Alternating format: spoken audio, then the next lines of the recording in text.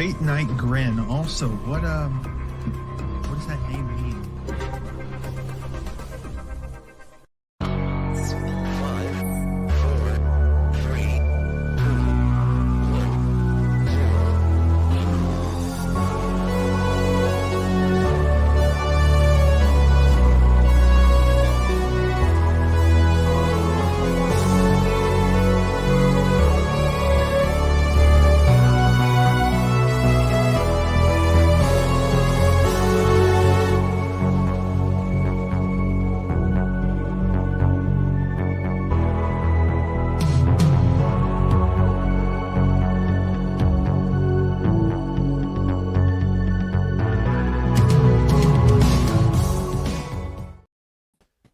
That's right, folks. We are here.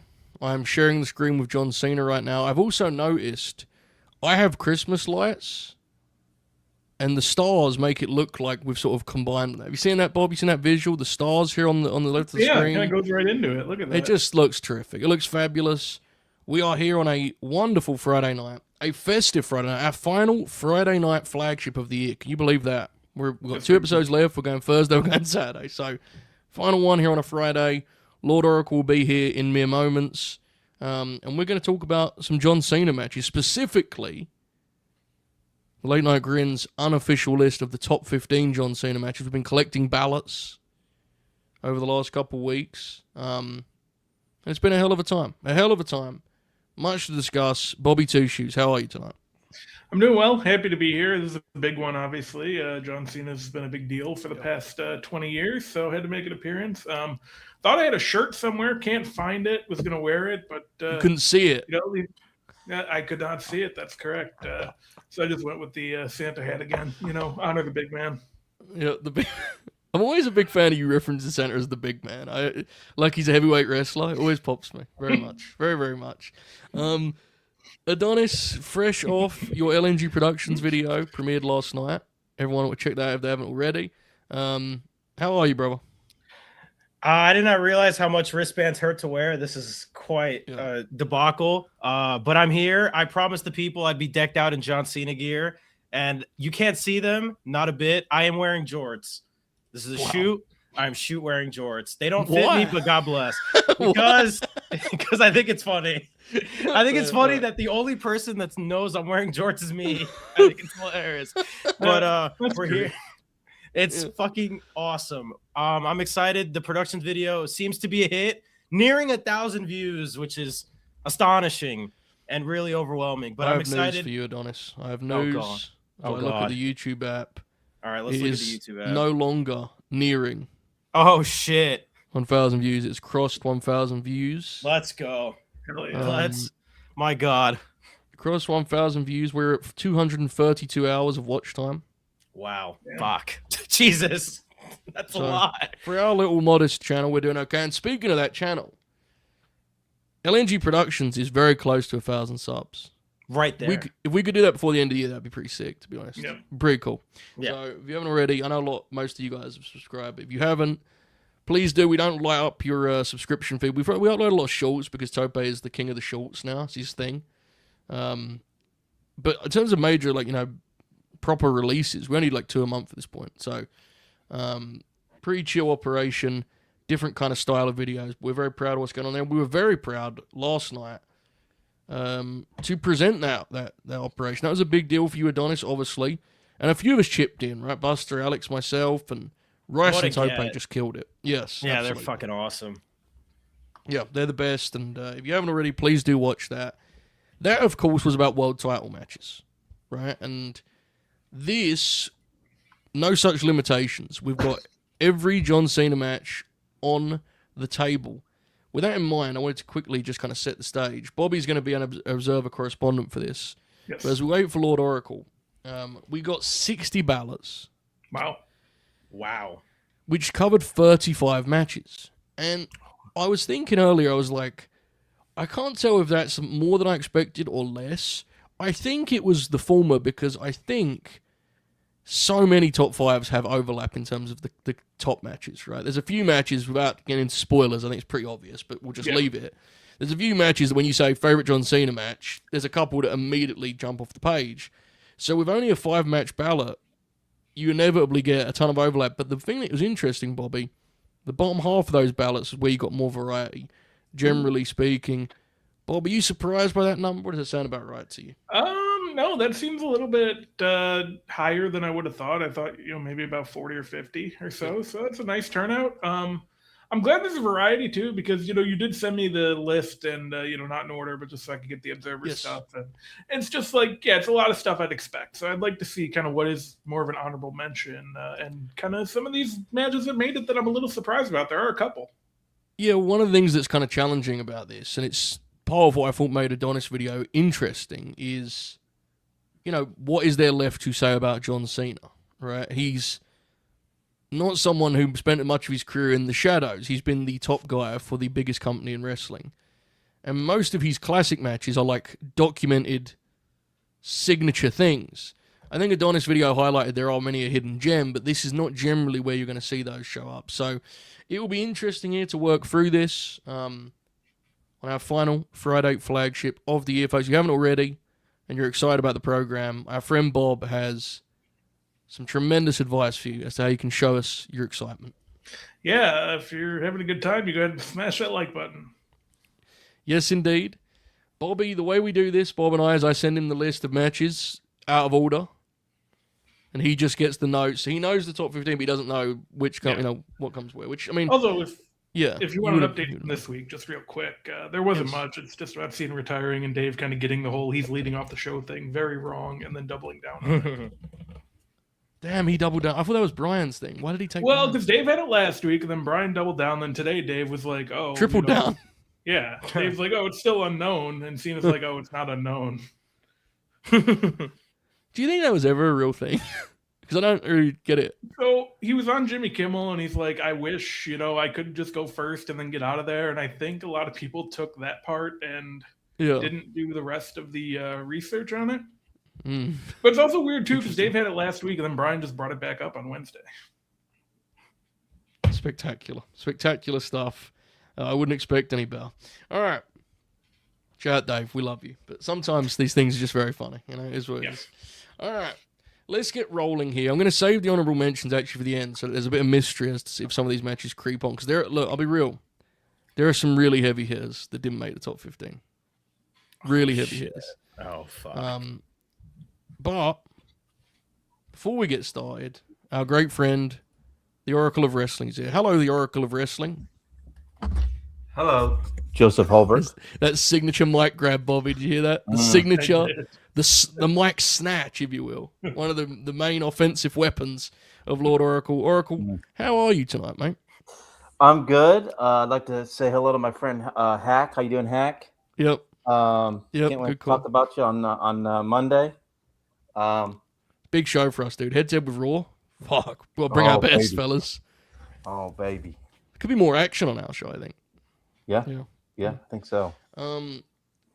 Great to have you, Oracle. We're about to get started. I was just telling the lads, we have 60 ballots covering 35 matches. So we've got top 15 to work through. And we're going to dive right in now that you're here. Before we do that, actually, I got ahead of myself. Let's handle some business in our chat. Our friend Lightest, I believe, is upgraded to the Collision tier. Very thankful for that. We'll be colliding tomorrow at 4:30 Eastern, I think. Which is a hilarious time to watch wrestling. Couldn't it just be 4 or 5? I mean, 4:30, you're asking a lot of my memory there. But nonetheless, we'll be watching live. Thank you, Lightest.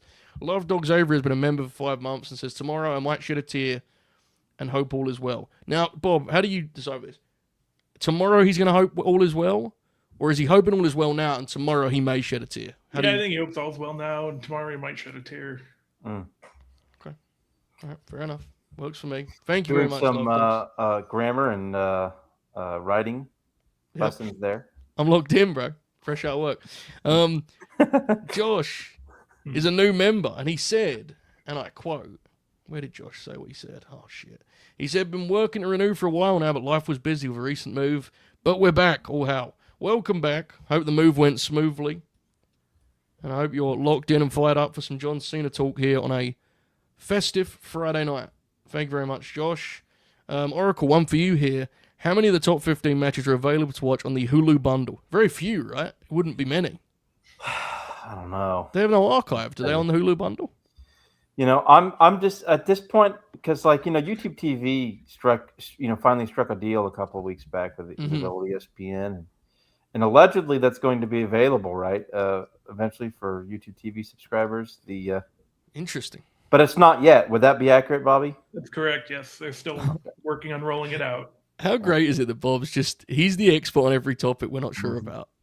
It could be anything. Like we could be talking about swimming and we'd go, Bob. If we put in a newsletter, Bob, we would name him Bob Meltzer. That's what he is. Bob Meltzer. But yeah, what do you guys make quickly before we get rolling here?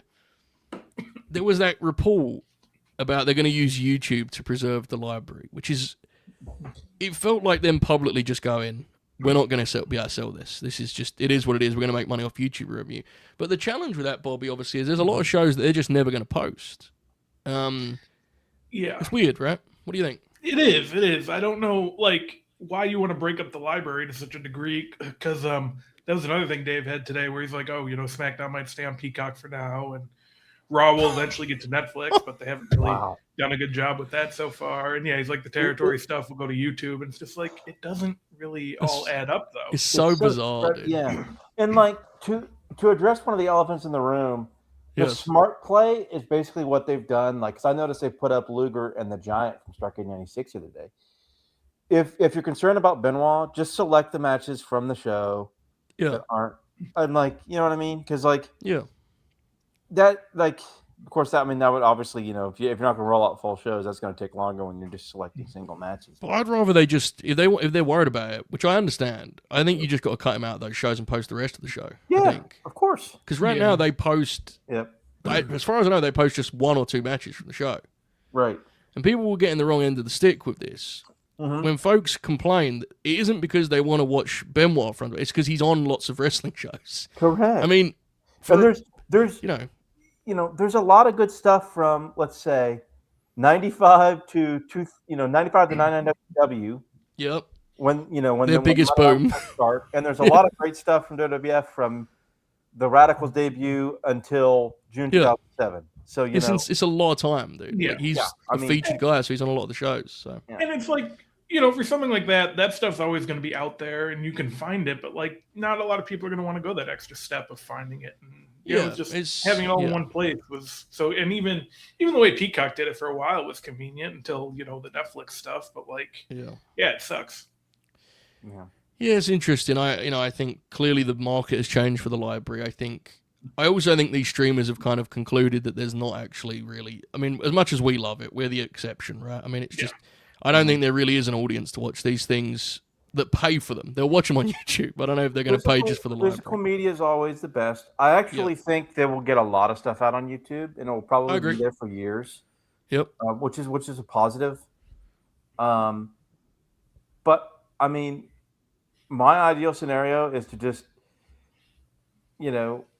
hopefully in the next few years get some more DVDs and try to get as much as I can through the end of 23, basically.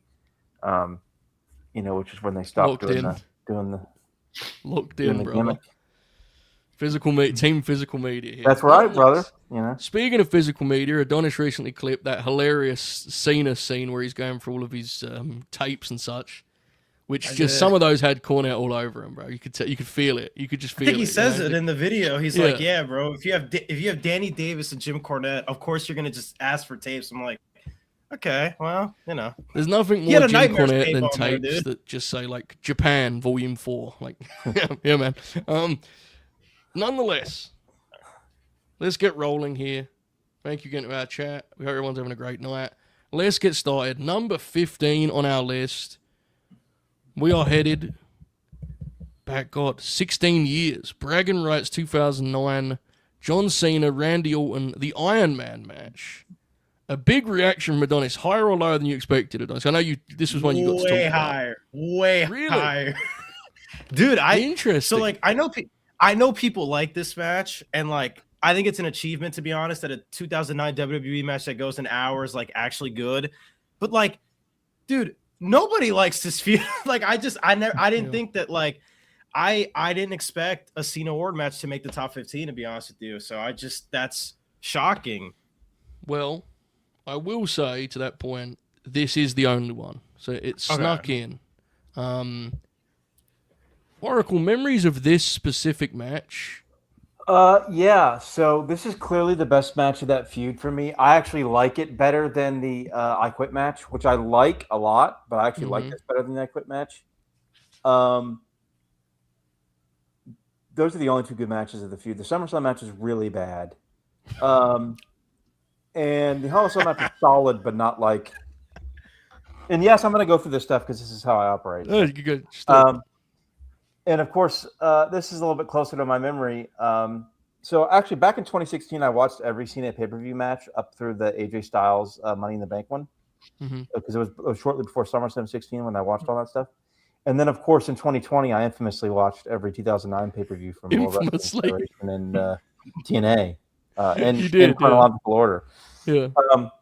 I still don't really know why, but you did that. Yeah, I'm not sure why either. This match I enjoy quite a bit. What I like about this match is that it, they had the false count anywhere step, which I think really helped. There's the part where Randy Orton gets his cranium just split open, which is, or is it Cena that gets his head split open? Cena gets busted open. Cena gets busted open. That's right. Yeah. Cena gets his head split open. There's that goofy spot towards the end of the match where Randy Orton attempts murder, which is like we've all been there. Which is like classic 2009 2010 Randy Orton, where they have him like literally do these like really corny shit, and but I just it's a spot that sticks out to me because Randy's faces are like just like when he finds out what all the buttons do, and he's he's like a kid in a store. He's like, oh, that's what this does, and he just fucking hits the panel like a child. It's funny as fuck. But and I actually thought that worked because like a lot of Randy's stuff was just ridiculous after Mania 25 with the faces and stuff. But that actually was kind of amusing. But yeah, I do think this match is great, and I do think I agree with Adonis. I think it's an achievement that this match actually excelled and overachieved. Because it was pretty surprising that this match was any good at all, to be honest. But it is a terrific match. A little bit surprising that it is in top 15, because I'm pretty high on Big Match John. Shout out to JBL, Grin Grappler Legend. Yeah, this is still a match I'm fairly high on though. I enjoy it quite a bit. Well, Bobby, was Dave high on this match? Is my question. It's going to ask a lot to you tonight. He didn't hate it. Good. His building the last ever singles match didn't appear to be a good sell because of the program that passed its peak after doing Hell in a Cell. Hold up. Sorry. Wait. Start again. This was billed as their last ever singles match? Yes, it was. Yes, it was. It was not their last. It was 16. Match. It was 16 years ago. Well, yeah, that was the whole thing because the stip was if Cena loses, he has to leave Raw, and so obviously he wasn't going to lose. So he just won. Yeah. Okay, all right. Sorry, Bob. I apologize. Continue. Cena beat Orton 6-5 in an Iron Man match that ended up carrying the show. This match got differing reviews. It was well laid out. I don't think it was ever boring, but I thought a lot of the match dragged, and the crowd wasn't really into it until the last 5 minutes. He just called it boring, and then said it. Well, he just said it wasn't he's boring. Fucking awesome. He's so awesome. What the fuck? He talked about the blood and then it getting super glued closed right away. Which probably the first time they did that, honestly. Yeah. Thinking about it. 3.5. It was never boring, but it dragged a lot. 3.5 stars. Beast mode. We're off to a fly. This could be a prolific Dave night. I'm excited, Bobby. Do you have excellent stuff ahead of you? I feel like you do. There is one later that is insane. Like, just something he didn't need to say at all. Fuck yes. Let's go. Tremendous. All right, excellent. 4.25 for this match, by the way. 4.25. Excellent stuff. Bragging Rights 09 kicking us off. Obviously, Adonis, you got to cover this one. But I'm intrigued by your surprise here. So... yeah, it does feel right the Orton feud gets some representation, even if it just sneaks in with one match. Yeah. Right? So it mostly it's mostly bad, but this is like Oracle said. This is terrific. I think it's their second best match. It's really good. Shout out to Randy Orton, bold Randy. Are you a bigger fan of the I Quit match, Dennis? Yes. Okay. Ever so slightly though. It's like you could ask me in like a week. I'll probably give you a different answer. Right. I like their What was the one we watched? The Chamber one. I like that match. Where they No did Way Out the 2008. finish. That's Yeah, right, that- No Way Out, yeah. Yeah, that's good. That's I always never thought gonna that was a get- clever finish. Yeah, I like that. It is. It is. It'll never get voted on these things, but God bless it. Our friend John Burr has a super chat, Bobby. I'd like you to take this. I like your 1-2 punch with John, if that's possible. Okay, query for those not wearing Cena merch. What is your rebuttal to all Cena matches that aren't filled with ultra-violence, beggar belief more than any Bugsy McGraw or Boogie Woogie Man match? It's an important conversation. I'm glad we're having it. Oracle, anything on this? I guess to interpret flowery, flowery language there. John could definitely be ham-fisted and very corny and cheesy, but I think he was actually quite good at that. I think when he goes overboard, which I think he's done in a lot of his retirement run here, it can get a little bit too silly. Yeah. And he certainly got that with but I think he was able to mix the cartoonish sort of callback to like the stuff that like Vince and whoever wanted their top star to be, and kind of mix it in with a little bit more of a serious tone. I think Cena was kind of perfected it in some ways at his best. But now also his punches were pretty bad. So I mean, and Boogie Woogie Man is known for bad punches. So I've seen some pretty bad Jimmy Valiant punches, and there's a famous story where so my dad and my brother, this is way back in the 80s, long before the Oracle of Wrestling was around. Yeah. It was I believe it was a show at the old King Street Palace, which no longer exists, which was downtown on the peninsula in Charleston, South Carolina. And it was, a Crockett show.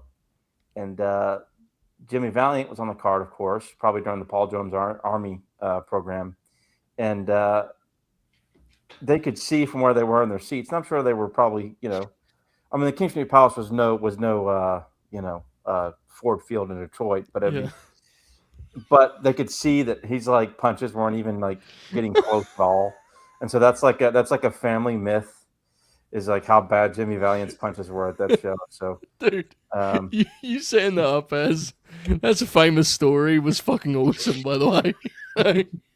It's a famous tale. Often you'll hear it referenced. I believe it though. I never. Well, reference in my family. See, that's the problem. When I'm in my universe, I have to remember that. I love the idea. Others don't live in my universe. I love the idea of people watching this again. Oh yeah, the classic. I remember this one. John's theatrical nature can be a real struggle for me. It's been a huge problem for me with the retirement run. His facial expressions and stuff are like. You didn't like the wink at the camera in the Dom match on TV.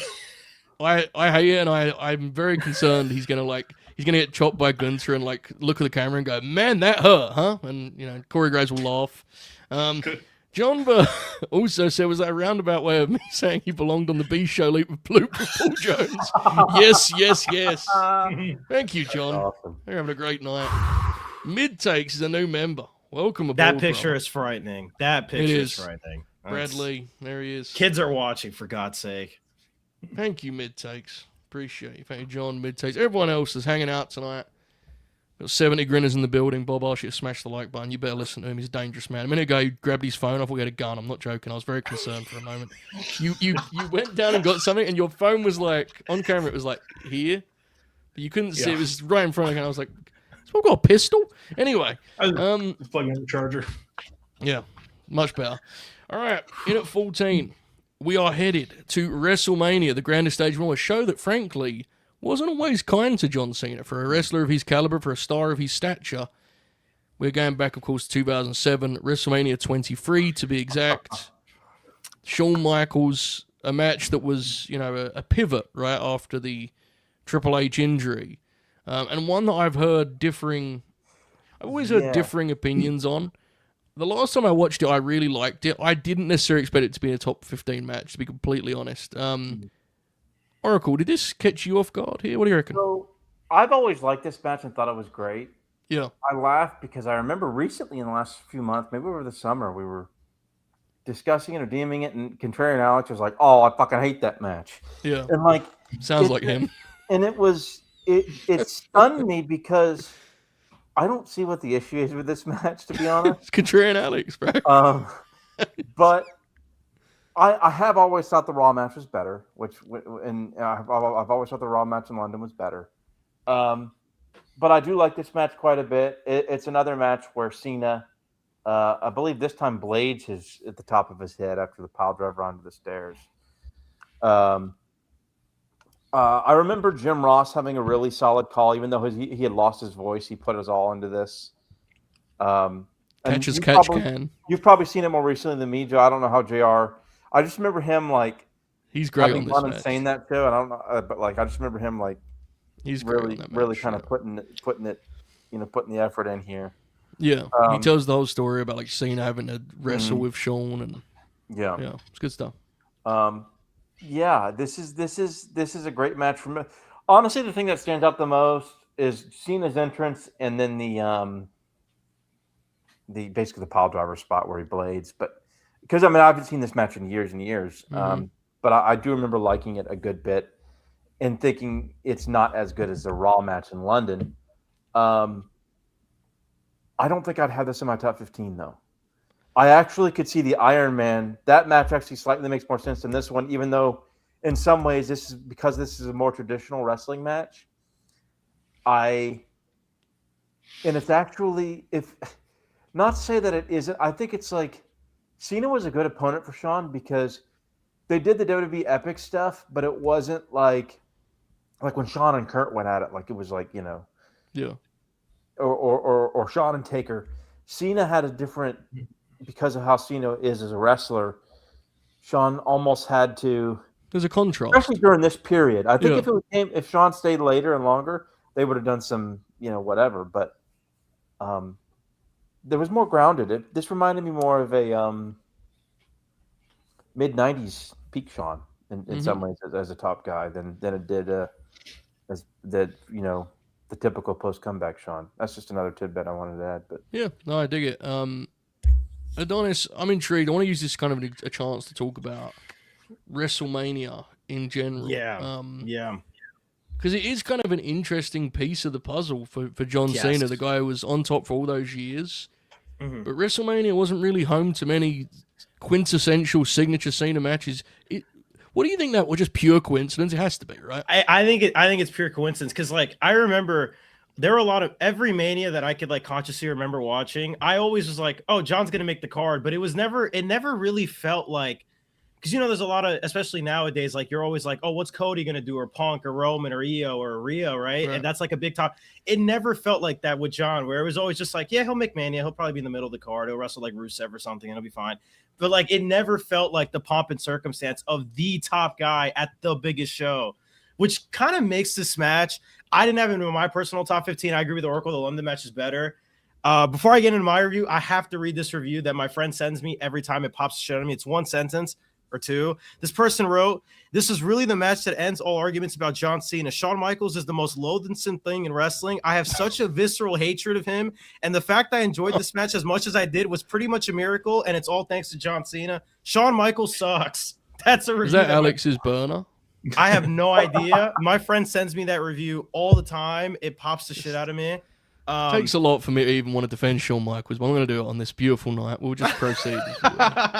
No, dude, Shawn's awesome. I love this match a lot. I think the thing that really strikes out to me, and I've long said that I think in the second run specifically, Cena was the most consistent Shawn opponent, in that I always felt that they blended their differences together in very interesting ways. Because obviously Shawn's the more traditional worker, right? He's more fluid, more smooth, more clean. Cena's kind of scrappy and stubborn and rigid and all this stuff. And so I always felt that this match specifically kind of takes that and makes it the entire narrative, right? Shawn is going to make this guy have a wrestling match, right? In 2007, up to this point, he's fighting Umaga and he's having these like all-out brawls that are more tailored to his style. Whereas in this match, he really has to try to be, as smooth and as clean as John Cena can be with the obvious athletic limitations that he has. And I think that the ending stretch with Shawn and the STF and JR on the call of that, I think is really, really sick. The bump on the stairs with the pile driver, 2007 is the best run of Cena's career, and he's just every fucking big match. This dude is taking a bump that when you see him walk in public, it like makes sense why he like walks the way he does. Shawn has a really good moonsault through a table in this spot too, in this match. Yeah, it's just a really well worked epic. Easily the best Cena Mania match, which again isn't a high bar, and somewhere in my heart I'd probably argue for the Dwayne match more. But yeah, this rules. Actually, that's not true. I prefer one Cena Mania match better, but it's not really a match, so I don't know if people would count it. But this match rocks. The Undertaker? 2 years after that. It's kind of similar to The Undertaker. The Fiend? Yes. Oh, the Funhouse thing. Yeah, okay, makes sense. God, I really should have been able to figure that out. I really liked the Dave Batista match. I loved it at the time. Dave? Yeah. 26, Oh, man. dude. Maybe it'll come up. Maybe it'll come up. We'll see. Bobby, what did Dave say? Cena retained the WWE title, beating Shawn Michaels in the main event based on positioning. The real main event was last year versus Umaga. Thanks, Dave. Cooked him. They went. Cooked him. There were clearly 3 strong matches on the show. It was one of them, but it wasn't anywhere close to Michael's greatest or most memorable Mania matches, such as the ones with Kurt Angle, Triple H, and Chris Benoit, or the ladder match with Scott Hall. Keep going. Yeah. Then he does the whole match review. The crowd booed Cena's winning a lot, but they seemed happy they saw a strong main event. 4 stars. Let's fucking go, Dave. Yes, I'm loving it. He's on fire. So here's interesting. This is after this, they have the freeway in Orlando, right? Which is a match that, like, I like the match, but it doesn't feel like a major match for That the one John where the Cena. power goes up during the match? Yes. Yeah. It's better than you'd think it would be, but yeah, yes. it's not like Yeah. And he does another triple threat the year after, right? With Edge and Big Show, yeah. Who That's does he work also in good. 2010. Batista. Batista, then he does Miz, then Dwayne twice, then Bray. See, that's a crazy spell he has. That little pocket of time between those matches is just wild. His Mania catalog is hilarious, dude. Hilarious. Interesting. Bobby. He and Rey Mysterio, the funniest Mania catalog ever. Yeah, Ray's got really well. At least Ray had that Dom match. The Dom match was really cool. That match is all so good, dude. Bobby, surprised by the way we've started this list, mate? No, not. I mean, I'm a little surprised just because the Cena Orton match. That's from when I wasn't watching, and so I was not really aware of that one. But this one, I kind of figured would be here somewhere. I'm sure the London one will too. But yeah, this is about what I expected so far, I think. Well, let's see if that keeps rolling here. Number 13. We headed back a decade. Elimination Chamber 2015. The Kevin Owens match, which, it's interesting. I noticed today that on our beloved cage match, Bob and I's Bible, Money in the Bank is actually rated higher than the Chamber match. Wow. Yes. And I can tell you that Money in the Bank match did not get a single vote. Not one. The only Kevin Owens match that got votes was this one, and it got a lot of them. It made the top 15. We talked about this at length on Grin Grappler. Alex was in attendance for it. He was in gorilla position.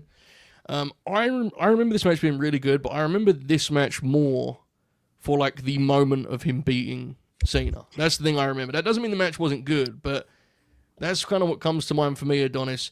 Where do you stand on which match of the trilogy is the strongest as a match? So I actually rewatched the trilogy this week, and I actually think this is the worst of the 3. I thought that was the case. Yeah. I thought the Battleground match was the worst of the 3, and then I rewatched it, and now I think it might actually be the best of the 3. Funny enough, this match is still fucking awesome though, and we talked a lot in the Cena video about how Cena and Bryan and Cena and AJ were pipe dreams. I mean, Cena and Kevin Owens, that had to have been another one that if you would have told somebody on the forums in 2007, hey, Kevin Owens is going to pin John Cena clean on pay-per-view, they would have been like, yeah, you fucking idiot. But it's a really cool match. One of Cena's biggest strengths to me, especially as a top babyface, is how willing he is to get his ass kicked and look like an idiot. And so there's simple spots where KO will roll to the apron when Cena's setting up the 5-knuckle shuffle, because of course you should do that. Why would you let the guy taunt you in your face and you do nothing about it? Just move, right? And I always thought that was really cool because different to Punk, who kind of did it in a more strategical way. Kevin was a great blend of a big man and an agile cruiserweight, for lack of a better term, because I'm fucking cooked. And him finding cool ways to counter Cena with fireman's carry spinning backdrops and all this shit was just really cool. Cena bumps his ass off. The crowd is really, really hot for it, which I think really helps. And it's honestly the only thing I remember on this show besides Mox's fake out world title win later in the night. I don't remember anything else from the show. But this match is awesome. I'm glad that Kevin Owens is represented because one of the biggest missed opportunities of the year is that him and Cena never got to do anything because Owens got injured, obviously. So it's cool that KO got representation on here. This match rocks. You should remember the chamber match with the one that Ziggler has to like quarterback. That's one of the most remarkable things. Is that the IC title one that Ryback wins? That's unbelievable. I don't remember that. I'll Mark take your Henry, word for it. 20-year pro, just like, so what do you think I should do here, Dolph? Any ideas? Just walking around. Do you remember this, Oracle, where the whole match comes to a halt and they start yelling spots? You know, I've never seen this match. So I was working at a summer camp. I just finished college, and I was doing another summer at a summer camp, and I did not see this live. I've seen Owens a couple times, but that's basically the only thing I've seen from that. You've got to watch. You would love that match. Like, Mark Henry breaks out the pod accidentally. And they just stop. The match just stops. Like they all stand in a corner each. Bobby, do you remember this? I do now. They all stand in a corner each, and Ziggler is literally like yelling, like, "Okay, clothesline me, someone do this," and they're all just standing there, like just in a fucking on pay-per-view or whatever, on network, you know, PLE, whatever the fuck. $9.99 a month. Yeah, so that's very funny, Bobby. This was a happening. We watched the Grin grappler. I don't remember a lot about the match itself, and like I'm not surprised by Adonis' assessment that match-wise it isn't their actual peak, but it's the one we remember. What did Dave say at the time? He was a fan of it, talking about Owens getting a main roster contract. He's going to be slotted as the number 2 heel behind Seth Rollins for now. Oh, shit. Let's see. The two had an excellent match, headlining an overall good show, and then he kind of gets into how it was originally a house show. They turned into a pay-per-view. Alex broke that down wonderfully in the Grid Grappler. Yes. But what happened was it was a unique atmosphere where there's more kids in the front, so it's kind of a more pro-Cena crowd too, which Dave pointed out. Crowd's hot for the match. And then Dave also praised Cena for putting Owens over in this manner with no dispute and letting Owens make fun of his catchphrase at the end. 4.5 stars. Wow. 4.5, Oracle, 4.5. You said you've caught this one a couple times. We did it for Grin Grappler. It's a hell of a time, isn't it? Oh, yes. I'm sorry. You are the Oracle of Wrestling. Yes, I am. Yes. I am. I was just thinking 4.5. Wow, it's high. Star rating rattled him. I saw that. I got star rating. Whiplash. I got starstruck by star rating. There you go. This match I like a good bit actually. I haven't seen the trilogy in a while. This is the simplest of the matches. It seems like they escalate more into like the sort of near fall, big move stuff each match, and that's not really. I mean, to say that they don't. I think the one thing I'll say about PWG Cena, as we sort of, or at least the contrarian sort of jokingly calls him during this period, is that he does do a pretty good job of escalating from one match to the next. He did the same thing with the AJ feud in terms of like, can we top this? It's not really my favorite type of wrestling. I prefer his sort of more nuanced approach that he takes with Punk or even Michaels, weirdly enough. But this match is really good. The thing that always stands out to me is just the finish and just how clean and just sort of like clear that like Owens was a better guy in this match, and like it really stood out to me. And obviously Owens had to kind of go through his own like rite of passage after the summer with the Vince booking, because Vince did that to everybody. But I don't think he ever would have gotten I don't think he would be where he is now, or where he's gotten to in 2025, if he hadn't been pushed. Yeah, no way. So hard that summer. And that's a credit to Cena, who up until that point really took a lot of heavy criticism over the years, particularly in the first half of the 2010s, with the Nexus stuff. with the Wyatt stuff, with the Rusev stuff, in terms of not putting guys over. Mm-hmm. In hindsight, it's not some of that maybe his call. Some of it was a lot of it was not his fault at all. Yes. But that's why it was so impactful when Owens beat him, and that's what makes this feud and this match stand out so much in particular. It's a really good match. I don't know where I would put it in a star rating thing. I might put it at 4. That's what I would give it. I gave it a clean 4. Star rating talk. Let's go. I mean, that's not really. I don't know. Like I'm just gauging it. But because then when you go, oh, you star rating, now I'm doubting it. And I'm I saw you doubted it immediately. I'm locked in. I'm keeping these. Oracle's he's a feeling. It's the numbers. He left the spreadsheets behind years ago. We know this. The new man. Yeah, it's proofs in the pudding though with the finish. I agree. The fact people remember this so fondly and so vividly is because he didn't put everyone over. You can't have it both ways, right? If you put everyone over, you put no one over. So, it worked as a result of that.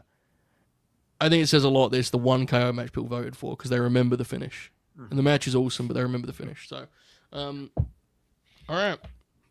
Let's keep it rolling here. In at 12, we have a recent one. We have from SummerSlam 2025, the street fight with Cody Rhodes. Adonis was in attendance for this one.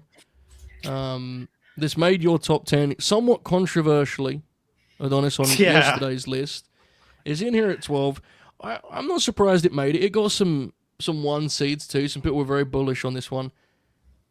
It was a happening, Adonis. Fair to say. You experienced this live, but this was a spectacle, if nothing else, right? To quote the great Mark Callis, I'll never be as good as I was, but once I could be as good as I ever was.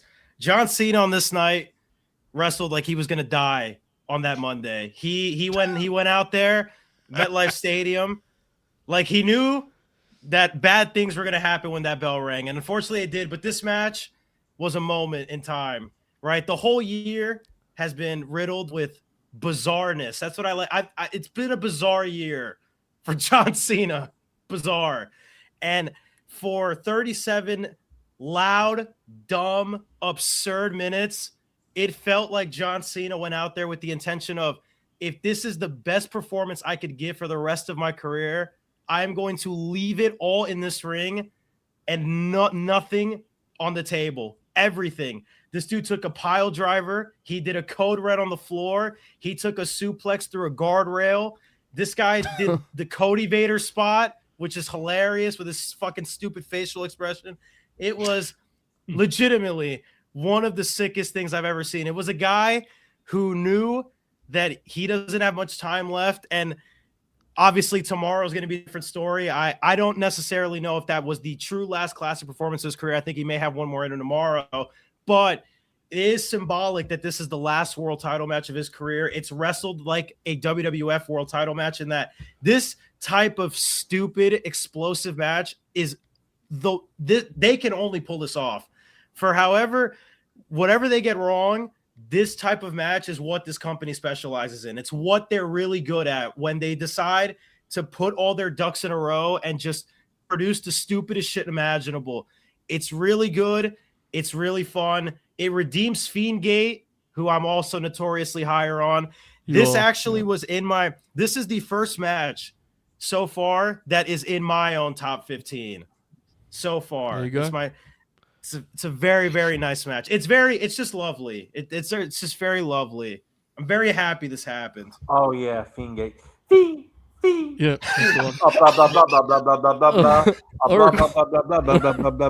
Tremendous. Oh, God. We watched this together, right? Yes, right? we did. We watched this together. I remember us liking it, but almost how you like, when you go to like a fast food restaurant and you have too many burgers and like you enjoy the taste is good. By the time you get done, it's you kind of regret it. We liked this match, Oracle, but it was a lot, wasn't it? It was a lot to eat in one sitting. Is that a fair assessment, Oracle? Yes. This was a very entertaining match, but it's not a match that I love. I like the first half of the Mania match much more than any part of this match. Fiend?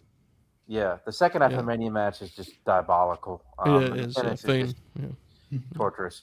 But, well, particularly the finish. I just remember really liking the first half of the Cena's Cody match. I don't really remember much of the finishing run before the interference, but hard to remember when that ending happened. But and then 4 months occurred, and they acted like nothing happened. But this match, again, was entertaining. We were having a good time on the show. Yeah. It's something that I could probably revisit one day. I don't even remember the pile driver spot. Somebody mentioned a pile driver spot. I have no memory of this. Yeah. They did a lot of stuff, dude. They did a lot of stuff. They did crowd brawling. There was one part where they did the gimmick where Cody came out from the stage or whatever, or Cena or whatever the hell. I don't know. Tyrese Halliburton was in it. He was fun. It's one of two matches that I've enjoyed with Cena. This one, well, that's not true. 3, I guess. I didn't really pay much attention to when he beat Dom for the title, but I did enjoy the Survivor Series match a good bit. And I like this. I like the AJ match, which you, myself, and Adonis watched together. Yes, we did. Yeah. So this I've never seen the Logan Paul match actually. That's a shame. But yeah, big deal. He's not such a bad guy according to Phil Brooks. Anyways, but shoot named him, Bob. He shoot named Phil. Man, but tough out here. Yeah, jeez. Yeah, this match, I'm way too high, but it's Oh yeah. Well, I think don't hate it. Actually, let me be clear. I don't hate this match. It's just not something I would have that high. I know would have it higher, Bobby. This was a full 5, was it not? This was a full 5. Not much auxiliary stuff, mostly just a match review, which you've gotten already. But yeah, full 5. I think I'm glad a match from this year made it because, it's been all over the place, but this probably was like undisputably his best match of the year. Like the Styles match was fun. The Dom match is a lot of fun, but like this is like the match I think that people are going to remember depending how tomorrow goes. But I think, expecting something classic tomorrow, I don't want to go in and set up for failure like that. I just want to see what happens. But this one, I think we all kind of thought they'd redeem themselves. And, the ending is unfortunate. It's kind of a theme of SummerSlam this year. But if you can look past that and just appreciate the match for what it is. Well, that's what I was going to say. Like, do you think people actually will remember this or will they remember the post-match? It's tough because it's not like, the Cody Roman WrestleMania 39 thing where it's like, that's a great match, but the result is what kind of, because this year the result and the stuff happened after. So it's a little different, I think. Yeah. I don't know. I mean, you never know how these things are going to, I just remember this match got so swept up in Brock's return that I don't know if that will change over time. I have no idea. Our friend Contrarian Alex said it was an ECW pay-per-view main event with a massive budget, which I like very much. Bobby, our friend John's back. Take it away. Okay. Quick top 5. Rank some dudes kids love. Big Man Shawn, the Juicer, Buck Zuma, Pat Patterson, Wild Pegasus. Thanks, John. Yeah, you got any gut feeling ranking on that? I think he's asking you specifically. It says at the front. No, I'd have to come back to that one. Yeah. Oh boy. All right, good. All right, interesting. I'll look into that. Bobby, before we move on here, any tips for the grinners that are enjoying this show and enjoying John's if you're having a good commentary? time so far, you go ahead and smash that like button. It's the second time. So if you did it the first time, you're going to have to do it at least one more time. Odd numbers, things of that nature. Yes, indeed. Okay, we actually talked about this one a little bit already in at 11. The Raw rematch for Cena and Michael was April 23rd, 2007 Monday Night Raw. We covered this some. Adonis, you seemed to believe this should be on here if the Mania match made it, right? And yeah. It is. This is obviously a pretty unique TV match. Yeah, it's one of the best in company history. It's unique in that I don't even know if the story is true, but I always hear the story that Shawn got really upset at Cena selling in Mania and was like, I'm going to teach you how to work. We're working an hour, which I don't know if that's true, but that's kind of godly if it is.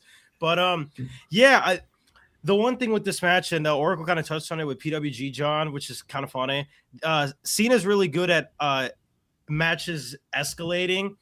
This match kind of goes through like 3 or 4 different phases of a match in one, and it's really cool.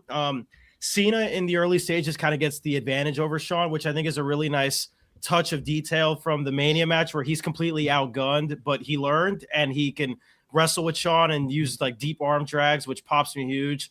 And yeah, crowds with it. JR and Jerry Lawler, who I think really sucks on commentary. They're both really, really good in this match. The look and aesthetic of Raw in London, for some reason, the way like the TV feed comes across, and this is really cool. Feels like a real old school like type of TV deal.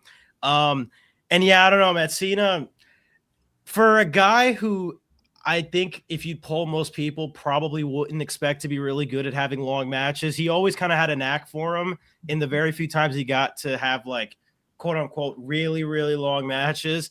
Yeah, this rocks. It's essentially their Mania match with a bit more stalling, but the stalling kind of makes sense because obviously you're going through 60 minutes, so you kind of want to sell that exhaustion and pace. So I like this one quite a bit. Really glad to see it make the top 15, and yes, better than their Mania match. To answer Matt's question, I don't think one ballot had both matches, both Shawn matches. There is a rival or two, I'll say, that you got a lot of overlap. This one you didn't get a lot, so it was one or the other, which I think they both kind of creep in here in the 10 to 15 range.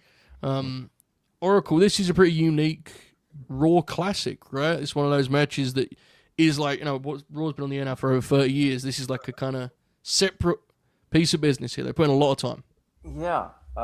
So I remember watching this match live many, many years ago. 18 and a half years ago now, which is insane. I was almost a high schooler. And I lost my mind at this match because back then when you're 14 and you see an hour-long match, it's like, oh, shit, this is work rate, And, like, so when they had that, it was like, oh, man, this match is like, this is fucking awesome. Because you just, you didn't get that. Right. And it was like, and that was right around the time where I had gotten, like, the Flair DVDs and, all these DVDs and, of these wrestlers, and you watch these long matches from Crockett or WCW TV, or Brett 123 Kid or whatever from Raw, which was obviously not this length, but like similar in like a sports style match. Yep. And by this point, although Luther's Aggression Era is kind of underrated for having a lot of sports style main events, and they do, this still really stood out at the time as like a very old school style pro wrestling match amongst all of the typical bullshit, because this is during the Trump and Vince feud.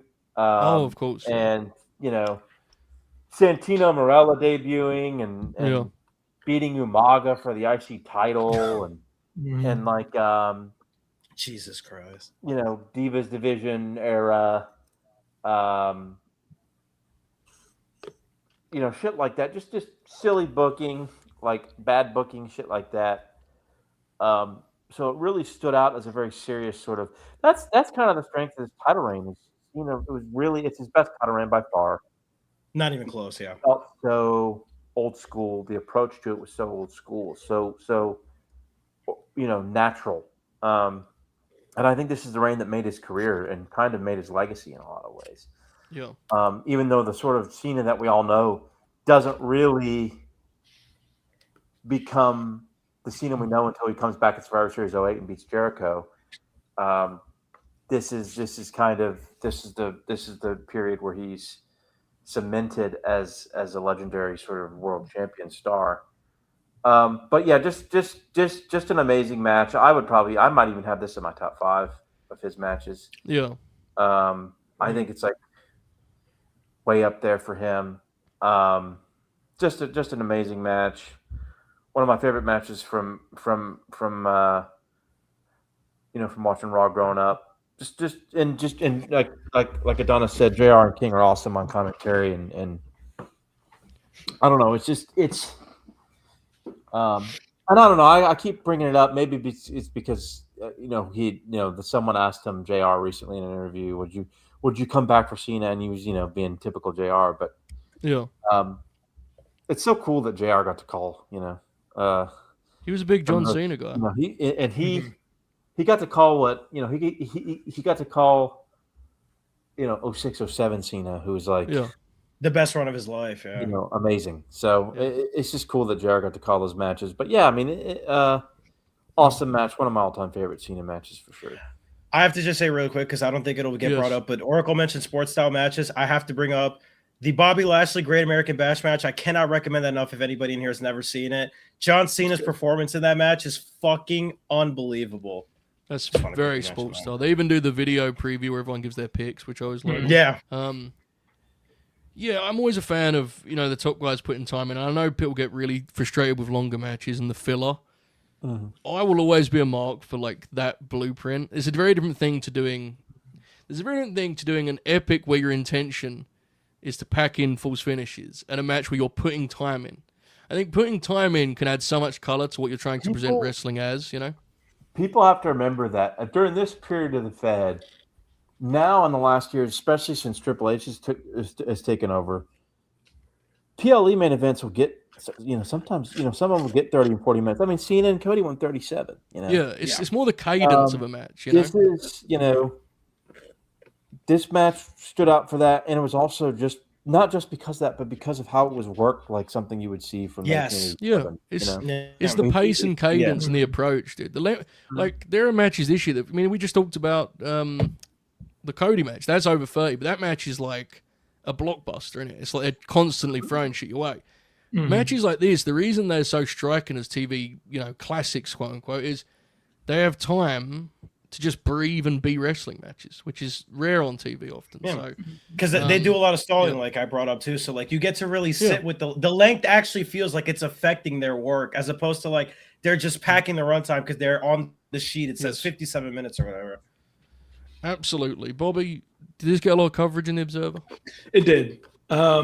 Dave liked it. He gave it 4 1/4. Did kind of the match review, and then I didn't think it was close to match of the year because Cena's execution was still robotic, and for some reason, even though Michael's chops don't really look good, they don't really bother me. But this match, as it went so long, he was so reliant on them, that came off as weak.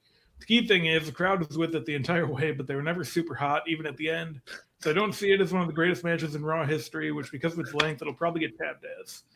I thought it was slightly better than cooked it. Wow. Keep going, Bob.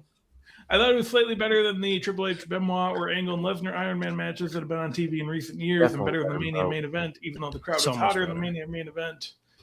But he gave 4 1/4, and then I do have to read this. This is the last part of it. I saw a lot of long Bryan Danielson matches last year, and most were smoother and ended up with more heat and intensity. Plus, as fun as this match was, building for Mania, in some of the Danielson matches, there were times I think how brilliantly he was working coming off his prior matches. I never got that feeling here. Other than I thought whoever was involved in the layout and the agenting did a hell of a job. Yeah. I need to go through those Danielson matches because people who are not familiar with the message board things at the time, and this was 2 years before I got on the message boards, but I've heard this from secondhand from people. Danielson was eviscerated in 05, 06, 07 by elitist hardcores for I have friends that tell me that too. Every fucking week, and them being totally time filler and overrated. So good. His long matches are somewhat divisive. But some of those Danielson Ring of Honor matches are crazy. I haven't seen enough of those to give a fair shake. But I actually loved that review though because he reviewed the match, which is sometimes he actually gave his opinion on it. I'm sure those chops did look shitty, bro. I mean, here's what it is. I'm on. Right. Dave swayed me on this. It fucking sucked. 4 1/4. Thank you, Bob. There's nothing that puts me more than when Dave does the begrudging rating, where it's he clearly had major issues with it. But he went, "Fuck, it's just long. It's 4 1/4. So shut the fuck up." Just get off most of the blood and guts matches. He just goes, "I hate this. Just take it. It's fine. Just take the 4. Run with it." All right, we're into the top 10. TLC, September 17th, 2006, the Unforgiven pay-per-view. Edge and Cena's signature match, most famous match, another famous Cena rival who didn't necessarily translate to a plethora of classics, but this would be top of the list. It gets in here at number 10. Bobby, I'll stick with you for this. Unforgiven, 06, Edge, Cena. What do we have on this one, mate? So not a ton, but there's enough. Dave actually enjoyed this one too. Also 4.25. He liked the stipulation that if Cena lost, he went back to SmackDown for 3 years because, it was in Toronto and it's Edge's match and SmackDown needed stars. So, yeah, he actually didn't have many problems with this one. He didn't really do a match review, but he just kind of laid it out and said, I get what they did. I liked what they did. And the crowd booed Cena on the way out and gave Edge a huge standing ovation. That was kind of godly the way he assessed the stipulation as a shoot almost. Yeah. Very good. All right. This is the one, right, Oracle, when it comes to Edge and Cena, this is like their match. Yeah, this is their most famous match, their most remembered one. I think it is their best match. I like the last man standing match in Backlash 09 a decent amount, but this one's clearly better. This was like the first time that I remember them really embracing the sort of Cena hate and sort of putting that into a storyline. Because before that, they basically ignored it with Jericho. They ignored it with Angle. Triple H played it up, but that's because it's Triple H and he chose to do it that way. Mm-hmm. But this was the first time where it was inherently booked outside of Triple H just, stepping over the line and booking it, putting himself over. And it was really well done. I remember they did the goofy segments where like Teddy Long was like, John Cena, we're going to get you over to SmackDown. He's like bringing his contract and shit. This match is great. Incredible crowd. It's a really good show, actually. Whole show. I have this show on DVD, actually. Physical media, folks. Great call by JR again, of course. All-time great finish. One of the most memorable Cena finishes with the FU off of the ladder through the tables. Just a tremendous blockbuster match, right? Another blockbuster match, but a lot more well structured. My preference of what a WWE blockbuster match would be this one. This might crack my own personal top 10. This is up there. I think it's the peak of their feud. They had a lot of interesting segments in their feud. I recall one when there was one where I can't remember what happened. Edge and Lita got mad and cut a promo at the beginning of Raw and left. And was it the one where or something? And then Cena went and beat the shit out of him in a hotel. Yeah. Oh yes. So I mean, it was kind of a typical Ruthless Aggression era angle, but with some of their skits and stuff. But it was obviously it's the feud that made Edge. Helped Cena too, I think, right? It definitely helped Cena. It definitely helped him.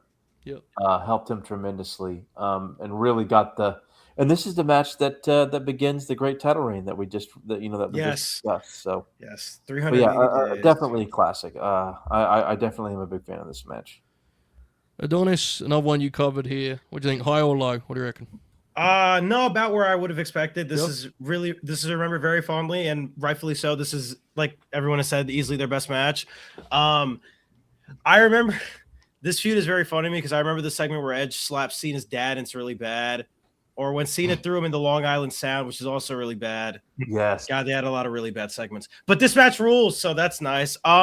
What I've always liked about John is he's a super adaptable guy, and that this is very clearly not his match, not a stipulation. But he's like, fuck it. I really hate this guy. I'm diving head first, and I'm just going to play this guy's game. And I'm either going to beat him in his own game or die trying. And the thing that really struck me watching this again for the video is the thing that they do really well with the weaponry, which can get really video gamey in stipulations like this, is they're constantly fighting to get to it, not just to use it, right? So they both understand that shit, dude, if I get hit with a chair or a ladder or go through a table, I could be really fucked. And so they're not allowing either to set anything up. They're just going to cut them off at the hip immediately. And I think it's what makes stuff like Edge doing the spear when Cena's climbing the ladder really cool. Or obviously the iconic finish where he throws him through two tables. That's the biggest bump of the entire match. And it's the final bump of the match because that's what they're setting up to. They're setting up to that big bump that the entire match they've both been really scared to take because they know how fatal it is. And so I've always thought it was a really nuanced blockbuster in that respect. Cena's awesome. He's really good at, even while never leaning fully heel, never ignoring the crowd. So obviously the crowd is booing the shit out of him. They don't want to see him win. They love Edge, hometown guy. And he never strays away from that, but he uses that in a way to say, okay, well, luckily you guys like him and I just happen to really hate him. So I'm just going to do what I was going to do and beat him up, and it'll rile you guys up and keep the match heated. So if somebody told me this was the best, at least singles TLC match in company history, I wouldn't argue with you. I can't really recall too many from a singles match perspective that are close to this.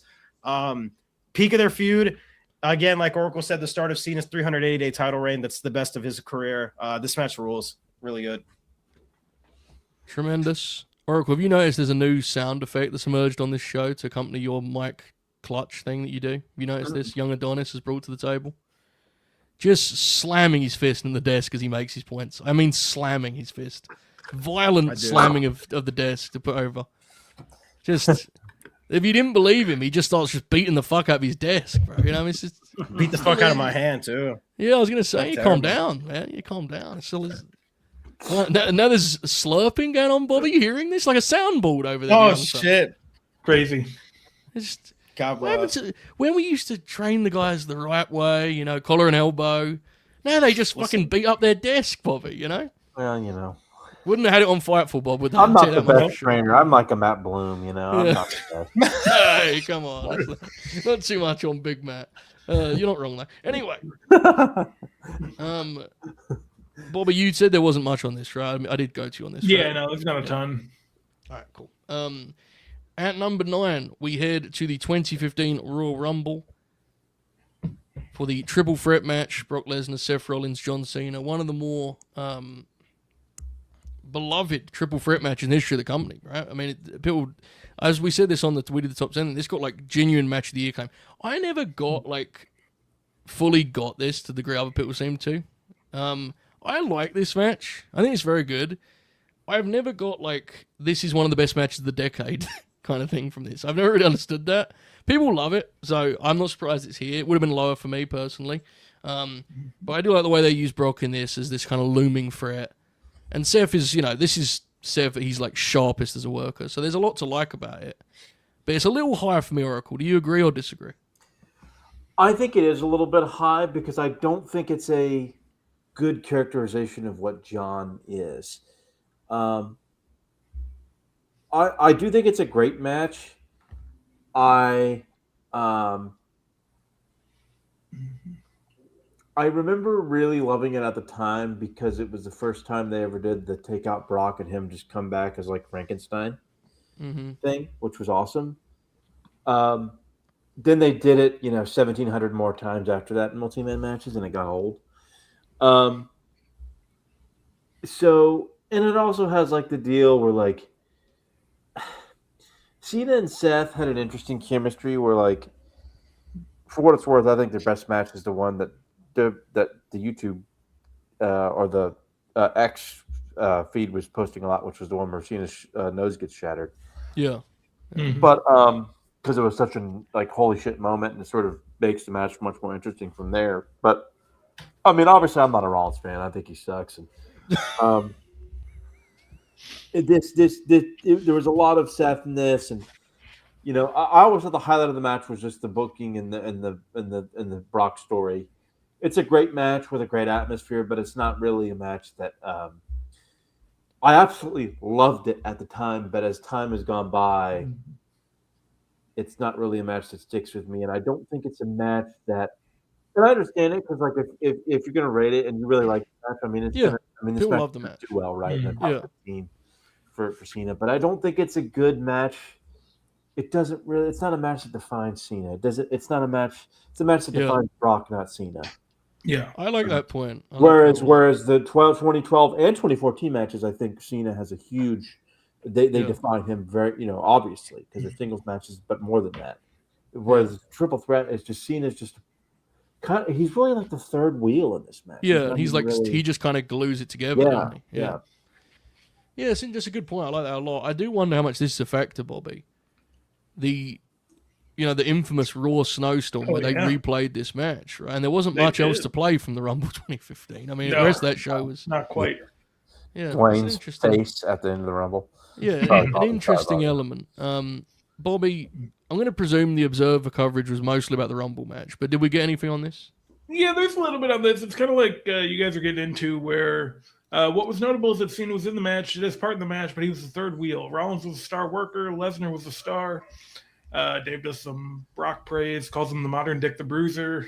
4 3/4. What did he give it? 4 3/4? Yeah. Well, that's very good rating. A little high. Yeah. No, I mean, I get this match got huge praise at the time. This was definitely one of those matches people wanted to be a 5. So this was, I think we're probably lower on this than the Masses. Clearly, it sneaks in here at the top 10. I like Oracle's point a lot.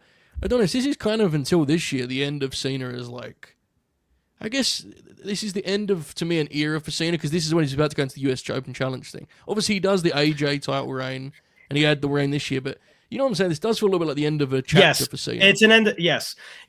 He's still the main character, but he's not the top guy, which are two completely different things. He is like It's weird. So he does the Rusev match at Fastlane. Like they literally set that feud up in a backstage segment after the Rumble, which is fucking hilarious. It's really bad. And then he just does the US title run. Then he gets injured, misses Mania 32, does the AJ stuff. And then he wins the title for 2 weeks and then does the chamber. Then that's when he kind of starts the part-time Cena era that we're in now. I would have had this lower too. I think this match is incredible, but I actually do really like that point. This isn't a Cena match. It's just a match he's in. And he's great in it. Like he's a really good bumper. He bumps every time he takes a Brock German suplex. I think he's going to land on his head because he just can't take those types of bumps normally with the way he's built. It's like, Joe, you brought up with the Styles Clash. He just like kind of wobbles and you just fear every day that he's just kind of, but this match is really, I think, part of the reception is forever going to be tied to how bad this show is. Like this show is like horrendous. Like the 2015 Rumble, I think with the exception of the 2022 Rumble is the worst one of my life that I've like consciously remember. Cause obviously I'm sure they were worse beforehand, but like Roman winning and like people forget. Those might be the worst too. They might be the worst. I mean, dude, Dwayne "The Rock" Johnson got booed to end this show. Like that's unbelievable. It's an unbelievable feat. But this match is great. Weirdly enough, the worst worker of the three is in fact, I think Seth is the best part of this match. Funny enough, he bumps like a fucking animal. He does the elbow drop through the table to Brock, which Brock sells incredibly. Him and Cena, I've always thought had a really fun chemistry. I'm glad Oracle brought up the Raw match where Cena gets his because I think that's their best match too. I don't know. Not a lot I feel like I could add to this. I just kind of I understand why it's in here and like it is in my personal top 15, but I think I had it like 14th on my top 15 just because again, it's not really a Cena match. He's just in it. He's a participant rather than the main nucleus of it. So still really good though. I get that, Adonis. We're losing you slightly, but you're here. You're all good. Bobby, our friend John is back. We're not losing him. Bobby, take it away. Very fitting of this an edgelord session. Similar nightmare reign at the top. Shorter, yes, more putrid somehow. Don't make me mad, John. Don't accuse me of being an edgelord. Yeah. Wow. Bobby, did you see Bobby get fired up there? Excellent. Well, because Batista gets hurt, Undertaker gets hurt, and then they just go to Edge 6 times in the next 18 months or whatever. I was so mad. Yeah, you was looking for Ken Kennedy to get the belt, right? I was so mad. Yeah. Was you a big Ken Kennedy guy, Oracle? I like Ken Kennedy. My brother Dustin was a bigger fan than him, but I did like fucking Kennedy, awesome. To be honest, yes, I did. Yeah. I don't dislike him. I just was. I don't know if we talked about it before. I don't know. Yeah. Has he ever been on Grin Grappler? Quite bad, to be honest. But, has he ever been on Grin Grappler? 13-year-old idiot, guy going on the microphone going, "Whoa!" Being a jackass was appealing, I guess. Yeah. I was not on at the Angle one, wasn't John. Are we talking about the Rumble still? I was at Rumble 15, or no? I was at Rumble 16, not Rumble 15. Yeah, you were at the AJ Rumble, yeah.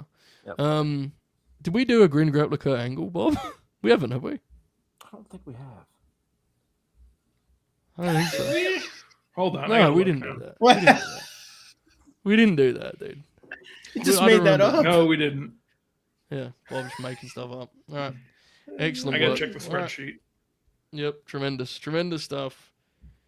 The freeway here, in at 9. In at 8, the face that runs the place enters the fray, AJ Styles. We are headed to SummerSlam, to be exact, SummerSlam 2016, Barclays Center.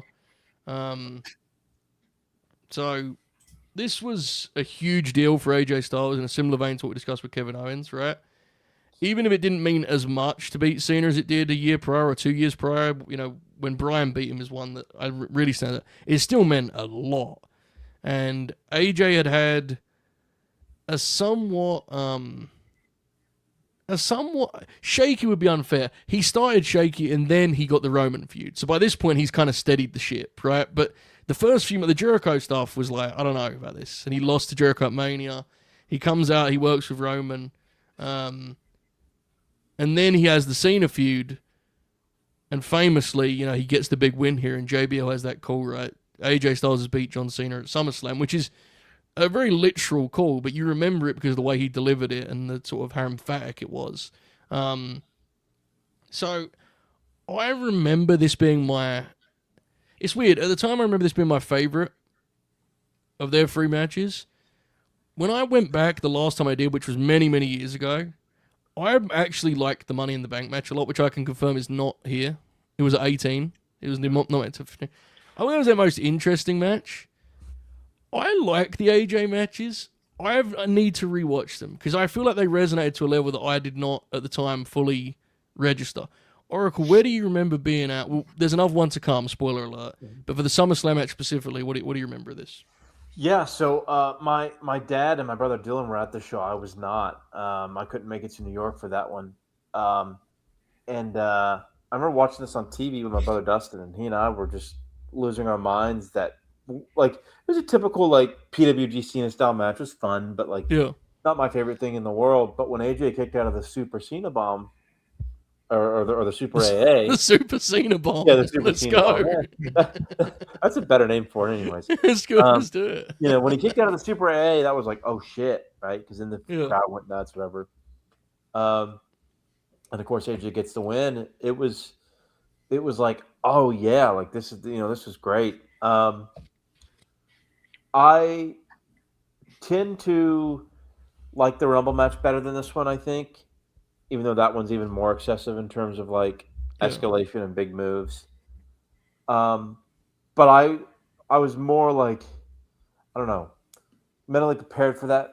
Whereas it's not that I wasn't in this match, but their Money in the Bank matches very much worked like almost similar to how Cena kind of worked with Punk, or when he worked with Danielson, or when he worked with Michaels, where it was a lot more paced and structured in a way that was less, let's do 17 kickouts. And of course, I had the finish with the Good Brothers, I believe. Yes, sir. If I'm not mistaken.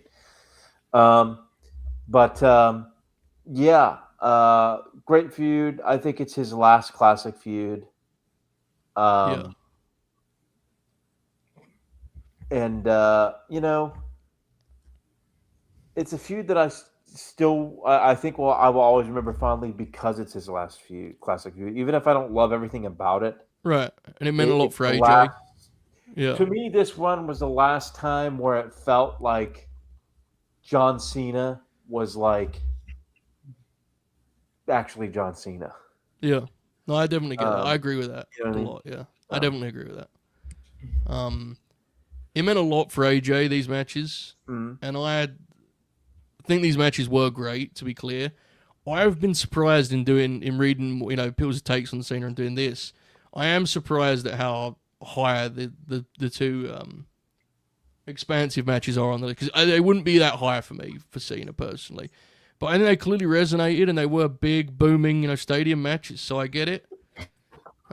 Bobby, where was Dave at on the SummerSlam entry? So the big thing was after this, Cena took off his armband and left it in the ring like he was going to retire. He was just going to film a show or something, but Dave made sure to note that, you know, you never know. He liked it. You know, he said they pushed that the first Styles win was controversial, but there was no controversy about this one. 4.5. Yeah. All right. Fair. Bobby, gut feeling, what's your favorite of the trilogy? There's another one to come here on this list, but what would be your favorite? I think it might be that one, the one that's to come still. Yeah, that makes sense. Yeah, no, this one's good. I think of the Money in the Bank match more, and then this one is kind of forgotten a little bit, but it's good. I mean, all three of them are good, I think. But yeah, they're all really good matches. I found them to be stylistically very familiar to what he'd done with he'd literally just done with Kevin. I always thought that's fair. Always my thing. Adonis, where am I off base on that? Do you think there's truth to that, or am I way off? What do you think? No, I think that's true. I think you could even date that back to the Punk stuff, the Danielson stuff. I mean, John.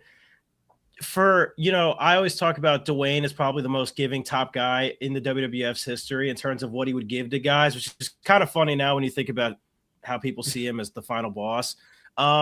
Cena, I think, kind of deserves a lot more conversation in that too, in that like a lot of the matches with guys like AJ and Kevin and Punk and Bryan are centered around Cena's deficiencies, for lack of a better term, as a worker. And so you really get that in tenfold in the AJ stuff, where like something as simple as, Cena wants to shoot him off the ropes and AJ rolls out of the headlock and just is like, you're not better than me. And he's clapping and he's, pointing him out and all this stuff like that. That's just really like small, but it means something, right? Because the whole fabric is Cena's got to try to figure out how to out wrestle a wrestler's wrestler. I'm glad the Money in the Bank match at least made it really close. I've always felt that match should get a lot more appreciation, and everybody always knocks on it for the finish, which I would argue in retrospect makes this win more impactful because of that finish. So it works in the context of the story. The SummerSlam match in specific, I mean, it's just a classic big match, epic. Cena's had a million of these. AJ's had his own versions of these, for the better part of 15 years at this point. And it's just something about this match to me is just very breezy. The Cena AJ feud, I feel like I can turn on all 5 of their matches really and like never get bored, even if a lot of them kind of just repeat themselves in the sort of the work. But to me, if the work is smooth, I can watch you repeat it a million times. And as long as you add little wrinkles, which I thought that they did, because to me, this match is totally different than the Money in the Bank match, where the Money in the Bank match felt like, okay, AJ is the new guy in town and he's trying to step up to the guy. SummerSlam felt like Cena's redemption, that as the match progresses, he slowly is starting to understand that he's just not equipped to get that redemption. And so seeing AJ kind of take the bulk of the match against John Cena is like insane to think about. Like it's a wild sentence. It always haunt me that they did Barclays like 5 years in a row at SummerSlam and I never went to a single one, mostly because I don't want to go to Brooklyn, or I didn't at the time. But I love this match. Not my favorite of the trilogy. I'm sure the one that comes up later would be the one that I'd say is my favorite, but this is fantastic. I'm glad it's on here. Yeah, they had a lot of chemistry. I definitely agree that even if ideas-wise these matches aren't as rich as some of Cena's other stuff, I think they had just a lot of physical chemistry and their work was... In terms of, like, mechanically, Cena's stuff, I think AJ kind of brought the best out of him in that regard, right? Yeah. Because Punk, while him and Punk are wrestling soulmates, as they've said themselves, they're also, neither guy is like, pristine offensively. So AJ kind of, I think, forced the best out of Cena in that regard. Look at this piece of shit, Alex, here. I can see where Bobby got confused regarding a Kurt Angle Grin grappler. We did Shane McMahon versus Kurt Angle, which is the best match of Kurt's career. Yeah, that was it. This is what we put up with around here, folks. Just constant with a Shane McMahon. Just constant, I say. Nonetheless, in at number 7, we have Extreme Rules 2012. Brock Lesnar, John Cena. We just mentioned a match that we kind of agree that as great as it is, stylistically has some overlap. This is kind of one of one, I think, for the era. And for Cena's career, this is one of the least WWE matches at a time where they were so aggressively WWE. Like, you didn't really see them fuck around stylistically or tonally. Within 30 seconds, this match is a different thing altogether. This was a match that would either not be on the ballot or be number 1 or 2 for people, I noticed, which I think makes sense. It's one of those things, if you fuck with this vibe and the way this is presented, it will be your favorite Cena thing. This is pretty special. Coming out of it, Oracle, as you'll remember, it was actually very controversial for the finish because people couldn't believe Brock came back to lose, right?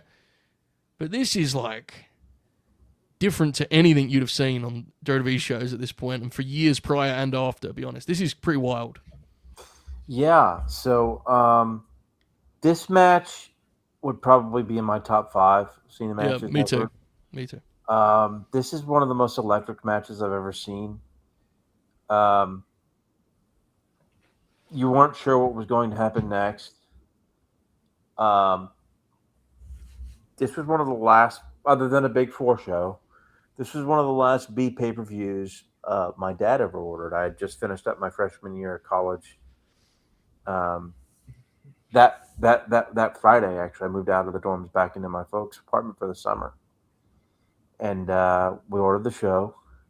It was super exciting because and at the time I didn't I wasn't working yet, so I was like, oh man, I got this, I got all this freedom pay-per-view. So there's always that sort of like nostalgia kickback too, like, oh man, this was that was even more exciting. Watching this show, all-time great show. Punk, Jericho, Danielson, Sheamus. This match is just amazing. Opening minutes, Brock grounds and pounds Cena, bust him open with the elbow. My dad gets mad because he thinks it's a shoot. I remember this. Yeah, it's a shoot. He's shooting on him. He lifts up out of his chair and he goes, "Oh, if I were John Cena, I'd just go up and I'd kick him in the nuts right now." And I'm sure John Burr's loving that comment. That's a true story because been in many shows with John, so I'm sure he'll enjoy that one. But yeah, so like my dad was like getting shoot mad about Brock like busting Cena open hard way, and we were all just losing our mind. Of course, the spot where Brock decides to like use the top ropes as a fucking trampoline and almost kill himself. He's just making shit up as that was the thing that match felt so sincerely dangerous in the most complimentary fashion. Unique matches I've ever seen because you have to put it in the context of the company at the time, which was just suffering horribly from just PG overdrive. Yeah. It just stuck out so much because of that, and then some. I mean, this is a match that would stick out on almost any card anywhere, especially stateside. Yes. And anywhere, anytime, really. But just an incredible match. Unbelievable Cena performance.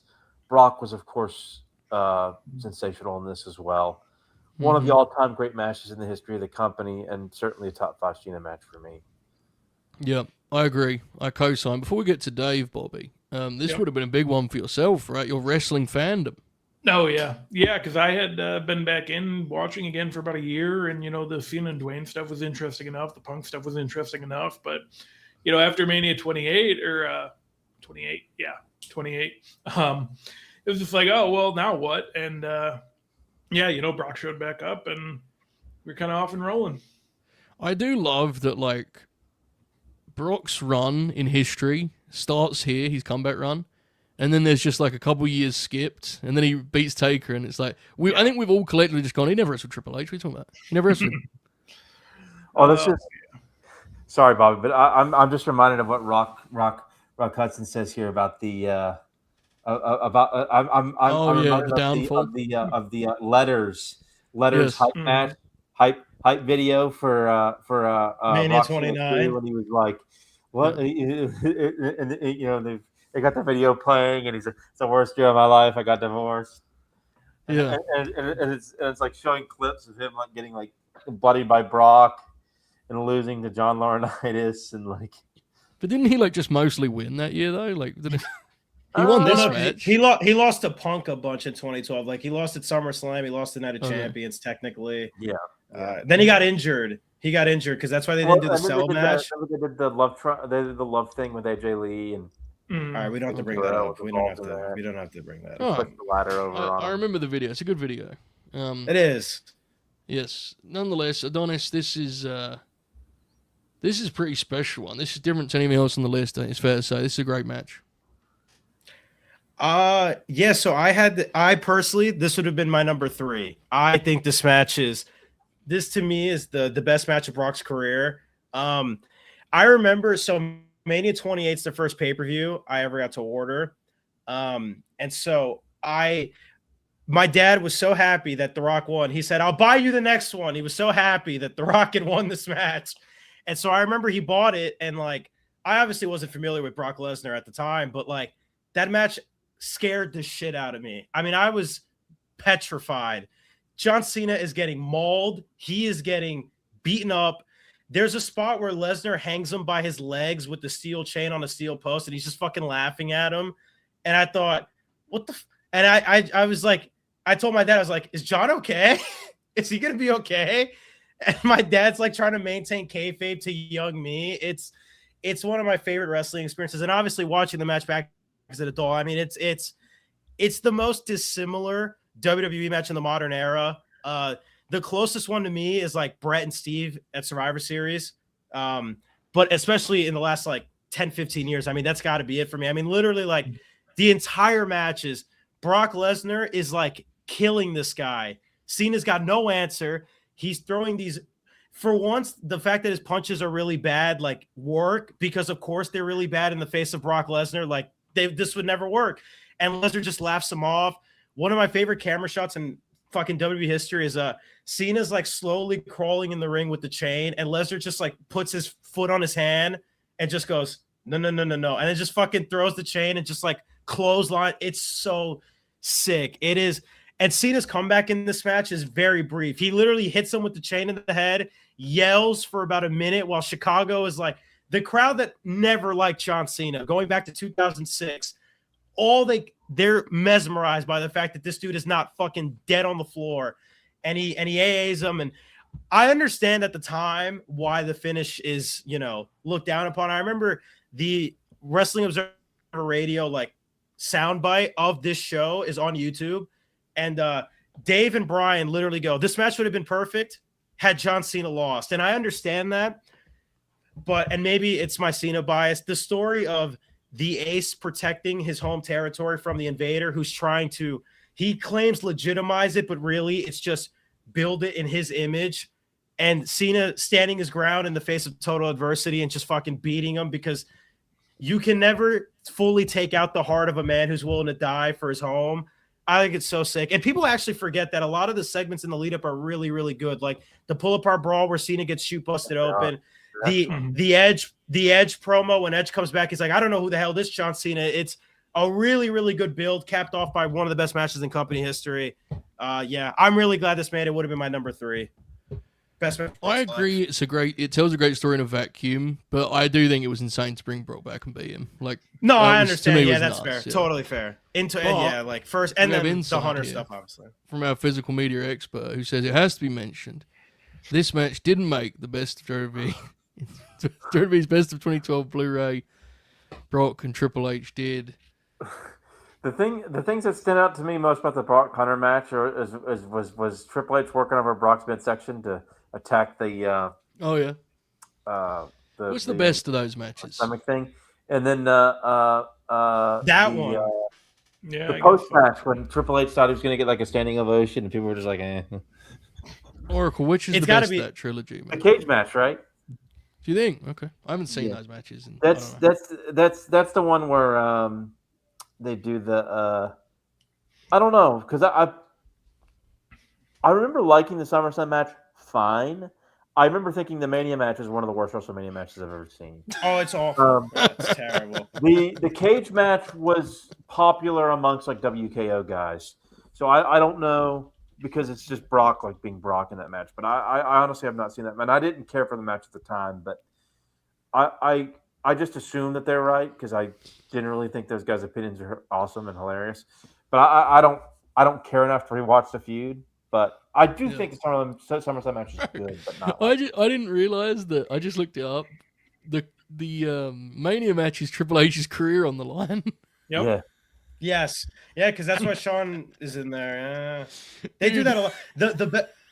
The best thing in that feud is the segment where Hunter comes back and he gets like Brock gets like completely awesome. fucking. Yeah, that segment is fucking awesome. Brock attacks Vince a couple weeks after that. Yes, that's the Dallas Raw. Yeah. And Brock is Hardway, right? When Triple H attacks him? Yes, on the post he gets Hardway. It's awesome. This popped me huge. On the beloved cage match, this is their trilogy. 6.62, 6.13, 6.88. That's fucking awesome, Well, dude. that's probably the Mania match is No, the Mania match has to be like a 2, bro. That shit is awful. Yeah, it's terrible. Like That's awesome. I hope they're all really that's long right. too. I'm sure they are. That's I'm sure they're all really long. Dave went 2.5 on the Mania match, Oracle. He's on your side on this. 24 minutes. Let's fucking go. Jesus. All right, Bobby, what did Dave say about this Brock Lesnar Extreme Rules match? He liked it. Besides the finish, 4.5. Said very different from basically any great match in WWE history, which is correct, like we talked about. A lot of lore with the post match that we don't have to get into, but we can, I guess. Apparently, Brock wasn't happy that Cena pulled the rope down, and he, went over. Which fair, I mean. Yeah. And then apparently, like he knew he was going to lose, but the thing was like Cena was supposed to be beat down after and helped to the back, and then Cena like cut a promo instead or whatever.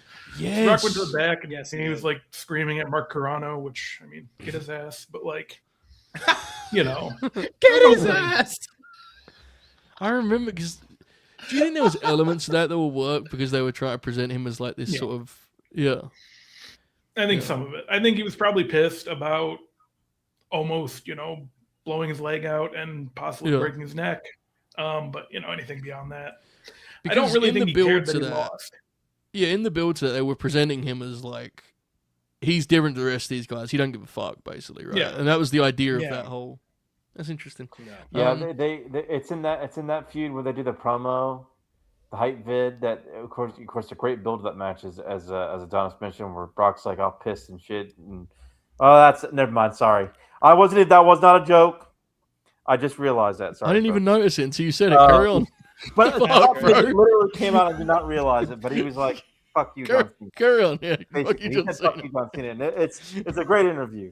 It's a great interview. Yeah. You could have easily gone past that. I never would have. Yeah, no, that was crazy. The way that I think, you have to understand the way that I think is I have to. I've tried. Yeah. You try and you fail every time. I hear you. They have that weird I'll keep trying, honey. I'll keep trying. What's up, Dennis? No, they had a weird segment where like Brock gives like demands where he's like, I want the show to be named Monday Night Raw starring Brock Lesnar. And I'm like, oh God. That's the only bad yeah. segment. And then they have Paulie do his promos, right? Yeah. Right. Excellent. In at 6. My contrarian Alex favorite, SummerSlam 2013, Daniel Bryan, John Cena. Damn sure physical was my swift recap of this when we were doing the top 10. Bobby, I'll stick with you. Big win for Bryan. Memories of the match, and then feel free to transition into Dave's thoughts as you go. Yeah, I thought this match ruled. I liked it quite a bit. This whole show rules a lot. And the thing is, like, people kind of forget this at this point, and I don't know how known it was in the moment, but like Cena was hurt going into this match. His arm was all messed up. You get the triceps fixed after this, but it was kind of a thing where it was like it's probably time to do Bryan, and then obviously they switch it back to Orton, which whatever. But like it was good. Dave liked it. I did not copy the star ratings. Let me get that real quick. That's all right. Before you do that, okay. But was it just one of those? Was it just one of those like he kind of the match and wrote down what happened and All right. Apparently it was a 4.5, Bobby. You're fine. He did call it a fantastic match, despite Cena having a very serious and painful injury, and did all he could to put over his short-term successor the right way without stealing a spotlight in any way. Nobody could ask for more from a top guy. Well, certainly true. And to this point, am I wrong? This is like, in terms of clean losses, this is like one of the first he's ever done as a babyface at this point. It was stunning in the moment, yeah. Like, and he'd been with the talking about the Owens one, that was, a year and a half after this. So this was like the thing. I guess Punk, but like that was different because Punk was a top guy by then, and Bryan like wasn't yet. So just the way they did it too, just doing it clean was awesome. It was indeed. I'm intrigued. The chat's saying this. I thought this was going to be in the top 5. I'm actually very surprised it didn't make it. I agree. Adonis, you got to talk about this one on our LNG Productions video, but it does. I mean, it's 6. It's very high, but I don't know. I thought it would be in the top 5. It's a classic match, obviously. I thought this would be a top 5 lock too. This is in my top 5 firmly. So these two have 3 television matches ever. Velocity, a TV main event in 2012, and this match. That's it. It's all they ever get. They have and which is fucking mind-blowing to me. It's unbelievable. But like this match to me is an example of the power of a babyface match in that like it's the cleanest thing in the world. There's no like the thing that strikes me about the finish, even more than just the fact that Bryan beat him clean as a sheet, it's how like there's like no pomp and circumstance. Like there's not a big set piece set up to get to him hitting the running knee. He just hits it and wins because he was the better man. Like that's it. That's the finish. He sets it up because Cena's slow to get up, but he just hits him and he wins.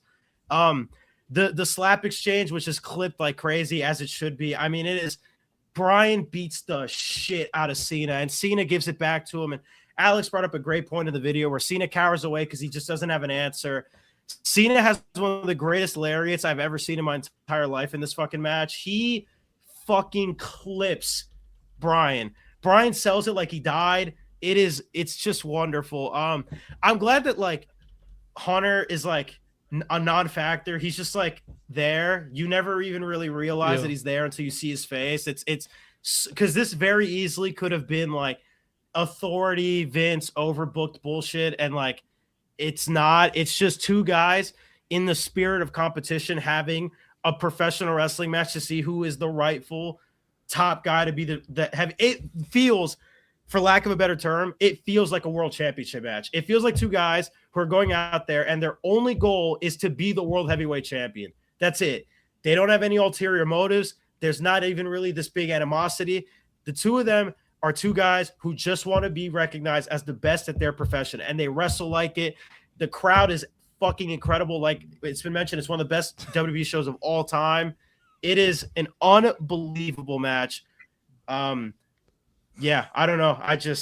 They're my two favorite wrestlers ever, so I'm really glad that their one extensive match is as good as it is. I'm really happy. I love this match. I really thought it'd be higher, to be honest with you, but 6 is still really high. So it is indeed. Lord Oric, what do you think? Top 5? What do you reckon? Not quite. I would say this match probably wouldn't be. I don't think it's in my top 5 Cena matches. There you go. It might be in my top 10, maybe. Yeah. I think it'd probably make my top 15. I think this is like one of the better video game matches in the history of the company. And I think my favorite part of the whole match is when they incorporate the slap into it, which I thought was brilliant. Otherwise, I think it's like, to me, it doesn't really.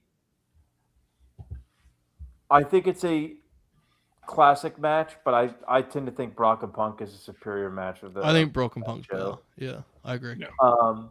But I do think it's a classic match. Obviously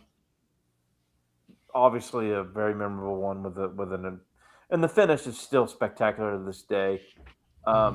There are certain things negatively about it, not so much the video game stuff, which is whatever, to be honest, but for some reason, I think a couple things hurt this match for me. I had to catch this match on replay late at night. And I was always a bigger Punk fan than a Danielson fan. Yeah. And I wasn't mad at Danielson. I was just like, the Punk match was a match that meant more to me. So the show kind of peaked for you. I get that. Yeah. And I remember being, this is so petty, but I remember being particularly aggravated with the spot calling by Cena in this match in the early going. That's not petty. He's one of the worst culprits in the history of wrestling. I remember being particularly annoyed with him, particularly when they're doing the up-down spots with the chain wrestling. And I remember just being like really aggravated with him. And I remember like watching this match on rewatch a couple of times over the years and still being annoyed with it. Again, maybe kind of minor quibbles, and I do sort of think it's video gamey in a lot of ways. It's not like Styles or Kevin Owens video game. Don't get me wrong, but it's kind of more in that vein. Yeah. And obviously, it seems like the AJ from the Rumble match is going to be in the top 5, which isn't surprising. But I probably wouldn't have that, and I know we'll get to that, but I don't want to jump too far ahead. But it's a great match, a classic match. I'm surprised this is not in the top 5 for this overall ranking. I'm with you there. I think I would expect this match to be in there. I'm surprised Cena and Brock from 2012 didn't make the top I am too. Yeah. And part of that might be some bias, but from myself, but yeah, I sorry, I just saw John's comment, which we'll probably read here in a moment, but great match, classic match. I'm more aggravated with myself for kind of being a downer on it because I'm not really. It's not a match. It is what it is. Yeah. It wouldn't be in your I've top always 5. tried to This is one of those matches where I've tried to test myself and tried. You can't force yourself to like it because it's a top 15 Cena match for me. I really do think it is, but it's not a match that I'm not sure it'd be in my top 10. Mm-hmm. Which might be a hot take, but it's just I don't know. I'm also in a period of my life where people are so because of my contrarian, to do a nod to our friend Alex. Mm-hmm. I have to play devil's advocate, and when people say Danielson's by far the best wrestler ever, I have to test that theory. And part of this, and I'm just being honest, part of this is me really thinking on that and really giving him scoping him. This and that it doesn't really have any relation to John, but again, with all that said, and I know I'm echoing. I don't know if it's me or Adonis, but let me switch it on this thing. There you go. Keep going. But yes, great match. I'm yes. kind of rambling a little bit, but great match for sure. I think it's stopped now. Besides when it is a new, I think we're okay. Are we okay? Seems like it. Nonetheless, we'll get into the top 5 in a second. Before we do, Bobby, we have a super chat from my friend John. You guys ever just look at the jorts and reconsider this whole top guy sentiment? Same could be said for Pepsi tattoos, I reckon. That wasn't Bob's most spirited read, Oracle. I have to say, he seemed not sure about that sentiment. Well, to be clear to our friend Master John Burr here, neither guy is as good as Terry Funk, which I'm sure he'll appreciate, and I'm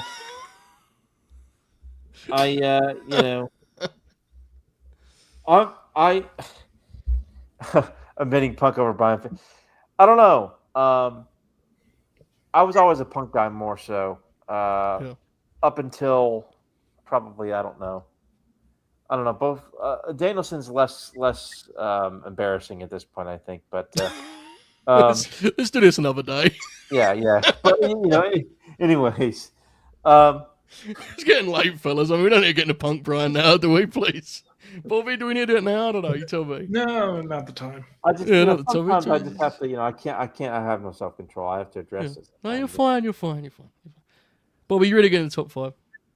Let's do it. Let's get it. All right, here we go.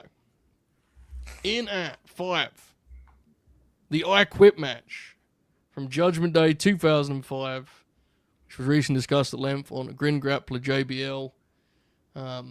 This one was hovering at like 7, 8, and then in the last 10 ballots got like a bunch of love. Pushed it up into the top 5. Grin Grappler. Grin Grappler boost, no doubt. My one thing with this match always is to go for Oracle. I don't think this match is nearly as good as the JBL match from the year before. I understand that seems to be a hot take, but that's the way that's personally how I feel. I agree with that, yeah. I do think this is one of the best Cena individual performances ever, though. And so I think it is a fitting top 5 inclusion. Very bloody, very heroic Cena performance, no doubt. It creeps into the top 5, Adonis. How are you feeling about that? Yep, I feel like this is a pretty obvious one. People, there's a lot of debate in terms of like Cena heroic performances, this or the Umaga match, which I'm sure will be brought up. This match, I've always used the word terrifying to describe it too, just because like JBL is such a prick in this match. Like he's fucking choking this dude out with a belt. It's one of his more complete. He's still here. He's here. Carol. We're having technical difficulties. Oh my god. You're here, Carol. Yeah. Okay. Well, I was gonna say it's one of his JBL's more complete villainous performances. He actually feels like a true villain in this match. Yeah. Taking like pleasure in beating up this kid and just blooding him up and whipping him with the belt and choking him out with the belt. Cena saying "kiss my ass" and JBL taking the most agonizing back body drop bump you're ever going to see because he looks absolutely fucked for the rest of the match. He like lands on his ass. He looks so miserable for the next like 20 minutes. It's not funny, but it's funny. There's another really cool spot where JBL's like, "Now quit, you punk ass bitch," and Cena's just like, "No," and he slaps him and he does the comeback and he taunts to the crowd. There's the cool shot of them on the truck and Cena's looking up at the people and JBL's on his knees. It's just it's a superhero match. John Cena comes across like Superman. He comes across like a dude ripped out of a comic book panel. It's one of those that you remember because of how fucked up it is. Very easy to see why some people may have this at 1 if they did. Yes. I don't know if anybody they did. definitely Some people did, Okay, then very easy to see why. Probably the best individual John Cena performance of his career in terms of him specifically and what he was designed to do in that match. Incredible. Really, really good. Best. I think I agree with you, Joe. I think the Eddie Guerrero match is probably better. But if somebody told me this is their favorite JBL match, I also wouldn't argue. I understand. But this is really awesome. It's definitely great. I think it's a worthy top 5 match. Oracle, we got to talk about this a lot just a couple weeks ago, but what at the time I brought up there's some what's the word WWE blockbuster style spots that were ridiculous. Yeah. That involved like CO2 tanks spraying everywhere and shit like that. But like, other than that, this match is amazing. Cena's performance, it's his best blade job ever too. This one beats out the LMS match, which we'll talk about later. But incredible performance here from Cena. Certainly one of his 4 or 5 best ever. Classic match. One of JBL's best matches ever. What does it sound and the match that kind of made Cena. Hands up, kid. This kid's beating the fuck up his desk again, Bob. How many? Bob, I'm telling you, he's beating the fuck out. Bob, you see him winding up on punches? He's beating the fuck out of it, bro. I'm telling you. Hands up, kid. Oracle, continue. The first match where you truly saw what Cena could be. Yep. And to kind of play off of John here a little bit in the chat, as we've joked around with John a lot tonight. It's a Cena that I wish we saw more of, but because of the nature of WWE and where the path they took in their company and whatnot, a few short years after this, we only got to see it a few more times, and that's unfortunate because I think if Cena was able to do this more often, I think he would be looked at more fondly, at least from like hardcore corner of the world that John and I come from, and the hardcore wrestling fan base, which I think we would have appreciated him more because I think he really excelled and did a terrific job at this thing. Made him badass, made him more believable, more human, even less phony, which was one of his worst traits at his worst. But this is an exceptional match, one of the all-time best Cena performances for sure. I would definitely agree. Bobby, did you do the Observer of this on Grappler? I don't know if I did for this one. There's only really like one very interesting part anyway that kind of plays off what Oracle was saying. Just regarding the finish, Dave says it got Cena over as a more vengeful guy, which is what people want out of modern top baby faces, and it is. And then they'll just kind of undo it immediately because he goes to Raw and kind of has to be on the defense right away because they put him against Angle and Jericho and Christian, who everyone likes more.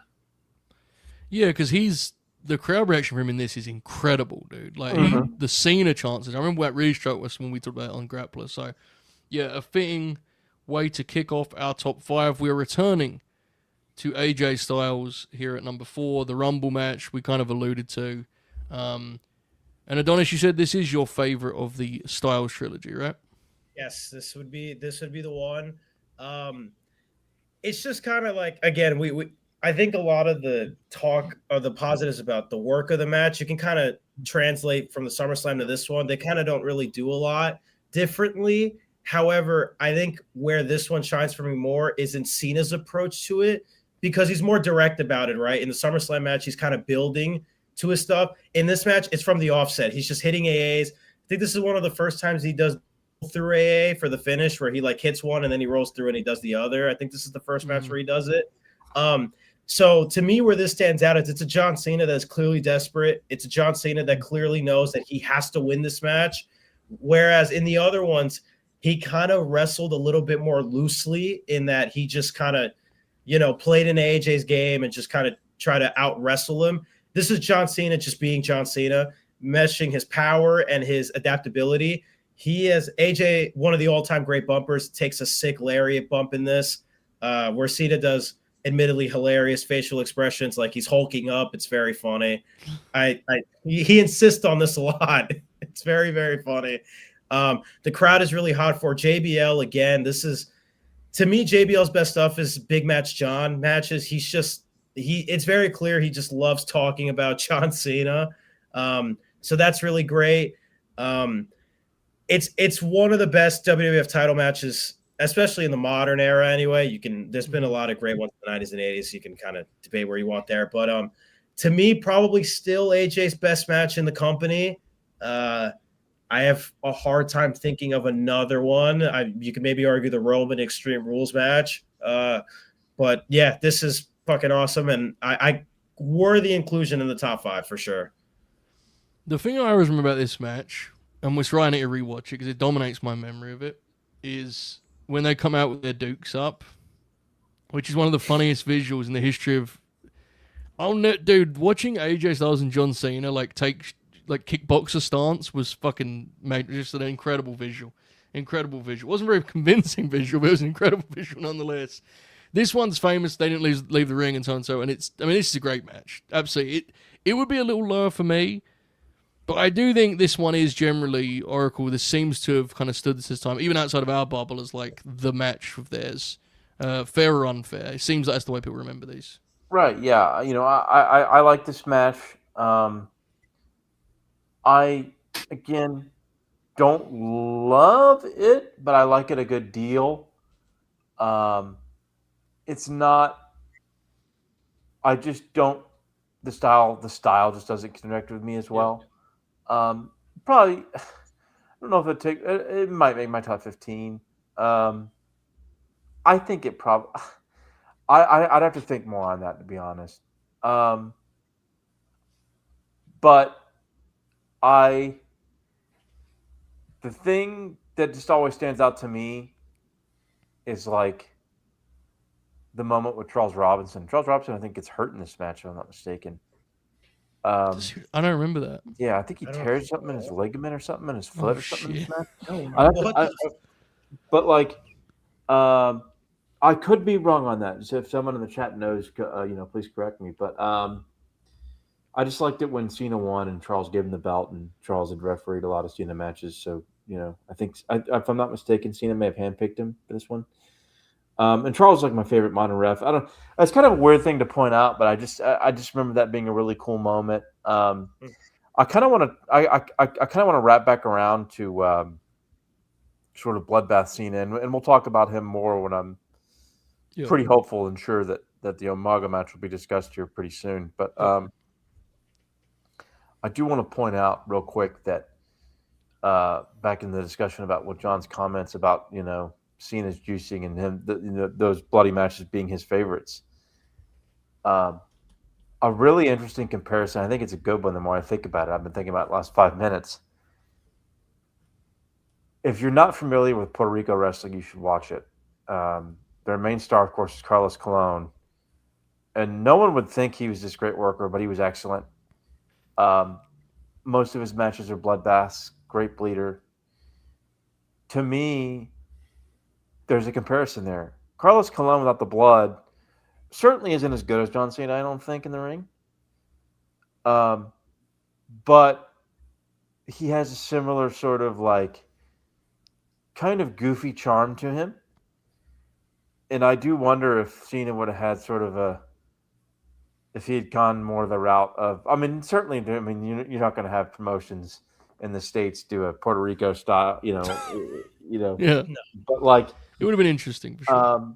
I think it's an interesting sort of comparison about how I think if Cena had gone that route with more bloodbaths, I think he kind of reminded me more of Carlos Colon, which sounds like a burial if you're not familiar with Carlos. But Carlos Colon is a great legend, great wrestler, great legend. But just an aside comparison that I thought was kind of interesting that I just sort of thought about. But yeah, going back to the Cena match. I know I'm kind of going all over the place here, or the Cena AJ match rather. Sorry. Like it a lot. Don't love it. But it's a match that I remember just sort of. For some reason, the Charles Robinson moment is the thing that sticks with me the most for that match, weirdly enough. But I'm not surprised that it made the top 5. It makes sense that it would probably make it in there. And the legend of the AJ feud seems to have grown. Bobby, on the topic of Bloodbath Cena, our friend John is back, if you don't mind taking it away here. Do we move on to the next match? I blacked out imagining Cena wrestling more like Magnum TA after the I Quit match instead of being the proto Big Justice for the next 20 years. Thank you, Bobby. Fair. Thank you, John. Appreciate it. Bobby, what did Dave have on AJ Cena 3? He liked it. He mostly just did the match review and gave it 4 1/4. But he kind of explained why it was 4 1/4 or 4 3/4, my bad, instead of 5. And I thought this was actually kind of interesting. Cena won his 16th world title in what can be argued was the best company match in several years, one of the best ever. It immediately brought up the natural comparison to the Okada versus Omega match. Oh, yes. I remember this now, yeah. It's all opinion, but to me, this was a great match. You go 5 stars. My reaction when this was over was 4 3/4 or 5. And then when that's the reaction, it's always 4 3/4 because 5 has to have no doubt when it's over. I didn't think it was the best Styles match I've seen in the last few years. It didn't have the emotion of the Cena and Punk match, which to me was Cena's best match. When the ladder match was over, I thought it was one of the greatest matches I've ever seen. It's all different eyes and familiarity, as even going in cold with no knowledge of what you're seeing, both matches would be great. But without familiarity with the competitors' previous matches and moves, neither match would be nearly as good to someone who watches both regularly. Wow. I'm confused. All right. Yeah, I know. Good stuff. Dave. Same. Bobby, before we go into the top 3, do you have any advice for our grinners that are still locked in here on a Friday night? Yeah, go ahead and smash that like button. 3rd time for the top 3. Yep. So look at that. Yep. Yes, indeed. All right, folks, here we go. In at number 3 from Monday Night Raw, February 25th, 2013 to be exact. CM Punk, John Cena. Many people I know are bullish on this as the true 1C when it comes to Punk and Cena. It comes in at 3 for us here, all-time John Cena match. And it's great. And, I mean, this was the match for a lot of people. They kind of wrestled as their WrestleMania main event, right? Is the way they've kind of always spoken about this. Oracle, I'm intrigued, firstly. Is this your favorite Punk Cena match? Where are you at? If I were to do a top 5 Cena matches, I'm trying to run through that head because I know what the other 2 are going to be. I'm pretty certain. But my top 5 would be this. Money in the Bank 2011, Umaga, Brock 2012, and Shawn from Raw. I think would be my top 5 Cena matches ever. This match is another one I remember watching live, completely losing my mind. Love every second of this one. Got the top 50 years of WWE or whatever the fuck it is DVD like 6 months ago, and finally got this match on physical media, which I'm very proud to say. It's one of my all-time favorite matches of either guy's career. The pile driver still reverberates in my brain because that was like a huge no-no in that period. The Rana setup for the finish is outstanding. I will always love it. Sloppy, silly, but it makes sense in the context of the match. Cena has to do everything he can because this is the end of the legendary rivalry, right? The horseshit that we got this summer where we got on the call and watched it live was very entertaining, but that does not touch these the end of what was, to me, it's sort of a trilogy of classics. This Money in the Bank, Night of Champions, which would be my top 10 Cena matches, Night of Champions 2012, and then this one. The context of the match is stupid, to be honest with you. I hate the context of the match, but the match itself is remarkable. Maybe the best Raw match ever, honestly. Just an absolute tremendous match. And honestly, I think this might be my 4, because I think my 5 would be Shawn, and I'd have this at 4, and then I think I would have the context of this match hurts, and the finish of Cena Brock hurts that one. Yeah. But I think I would have Cena Brock over this at 3 because of the sort of unpredictable violence that it featured. In my top 2, the top 2 of what I think are going to be the top 2 would be my personal top 2. I don't know what order they have them in, but I'll reveal just off the top of my head what my 1 would be when we get to them, 1 and 2. But absolutely tremendous match. Again, my biggest criticism is the context around it, which frustrates me even now. Which, I mean, it's 12 years later, who cares? But at the time, it legitimately pissed me off as a fan. But an amazing match for sure. No question. Bobby, what was the contemporary coverage at the time? 4.5 from Dave. Big fan of the match. The write-up is mostly about the pile driver, and Cena just took full responsibility for it and, didn't get in trouble or anything, whether it was his call or not. But, that's what you got to do as a top guy. Yeah, it's fascinating, the matches that get extensive write-ups and that don't. But I know. Yeah, God bless. I'm still reeling a little bit from the mathematics that was on display last time. I know. All right, fair enough. The pile driver was a big deal. That definitely was a big deal. It was. Adonis, are you surprised this did not beat the Chicago Money in the Bank match? It feels this was probably what we expected, right? Yeah, no, I think it does feel like the tide has kind of turned. A lot of people seem to have this as the 1 seed, but I do think that the atmosphere of Money in the Bank, I think, still kind of captures people in a way that, like, the atmosphere for this match is incredible. The crowd in it's either Houston or Dallas. Punk says it's Houston. I could have sworn it was Dallas, but he was there. I wasn't, so we'll go with Houston. Was Dallas, awesome. Yeah, it's Dallas.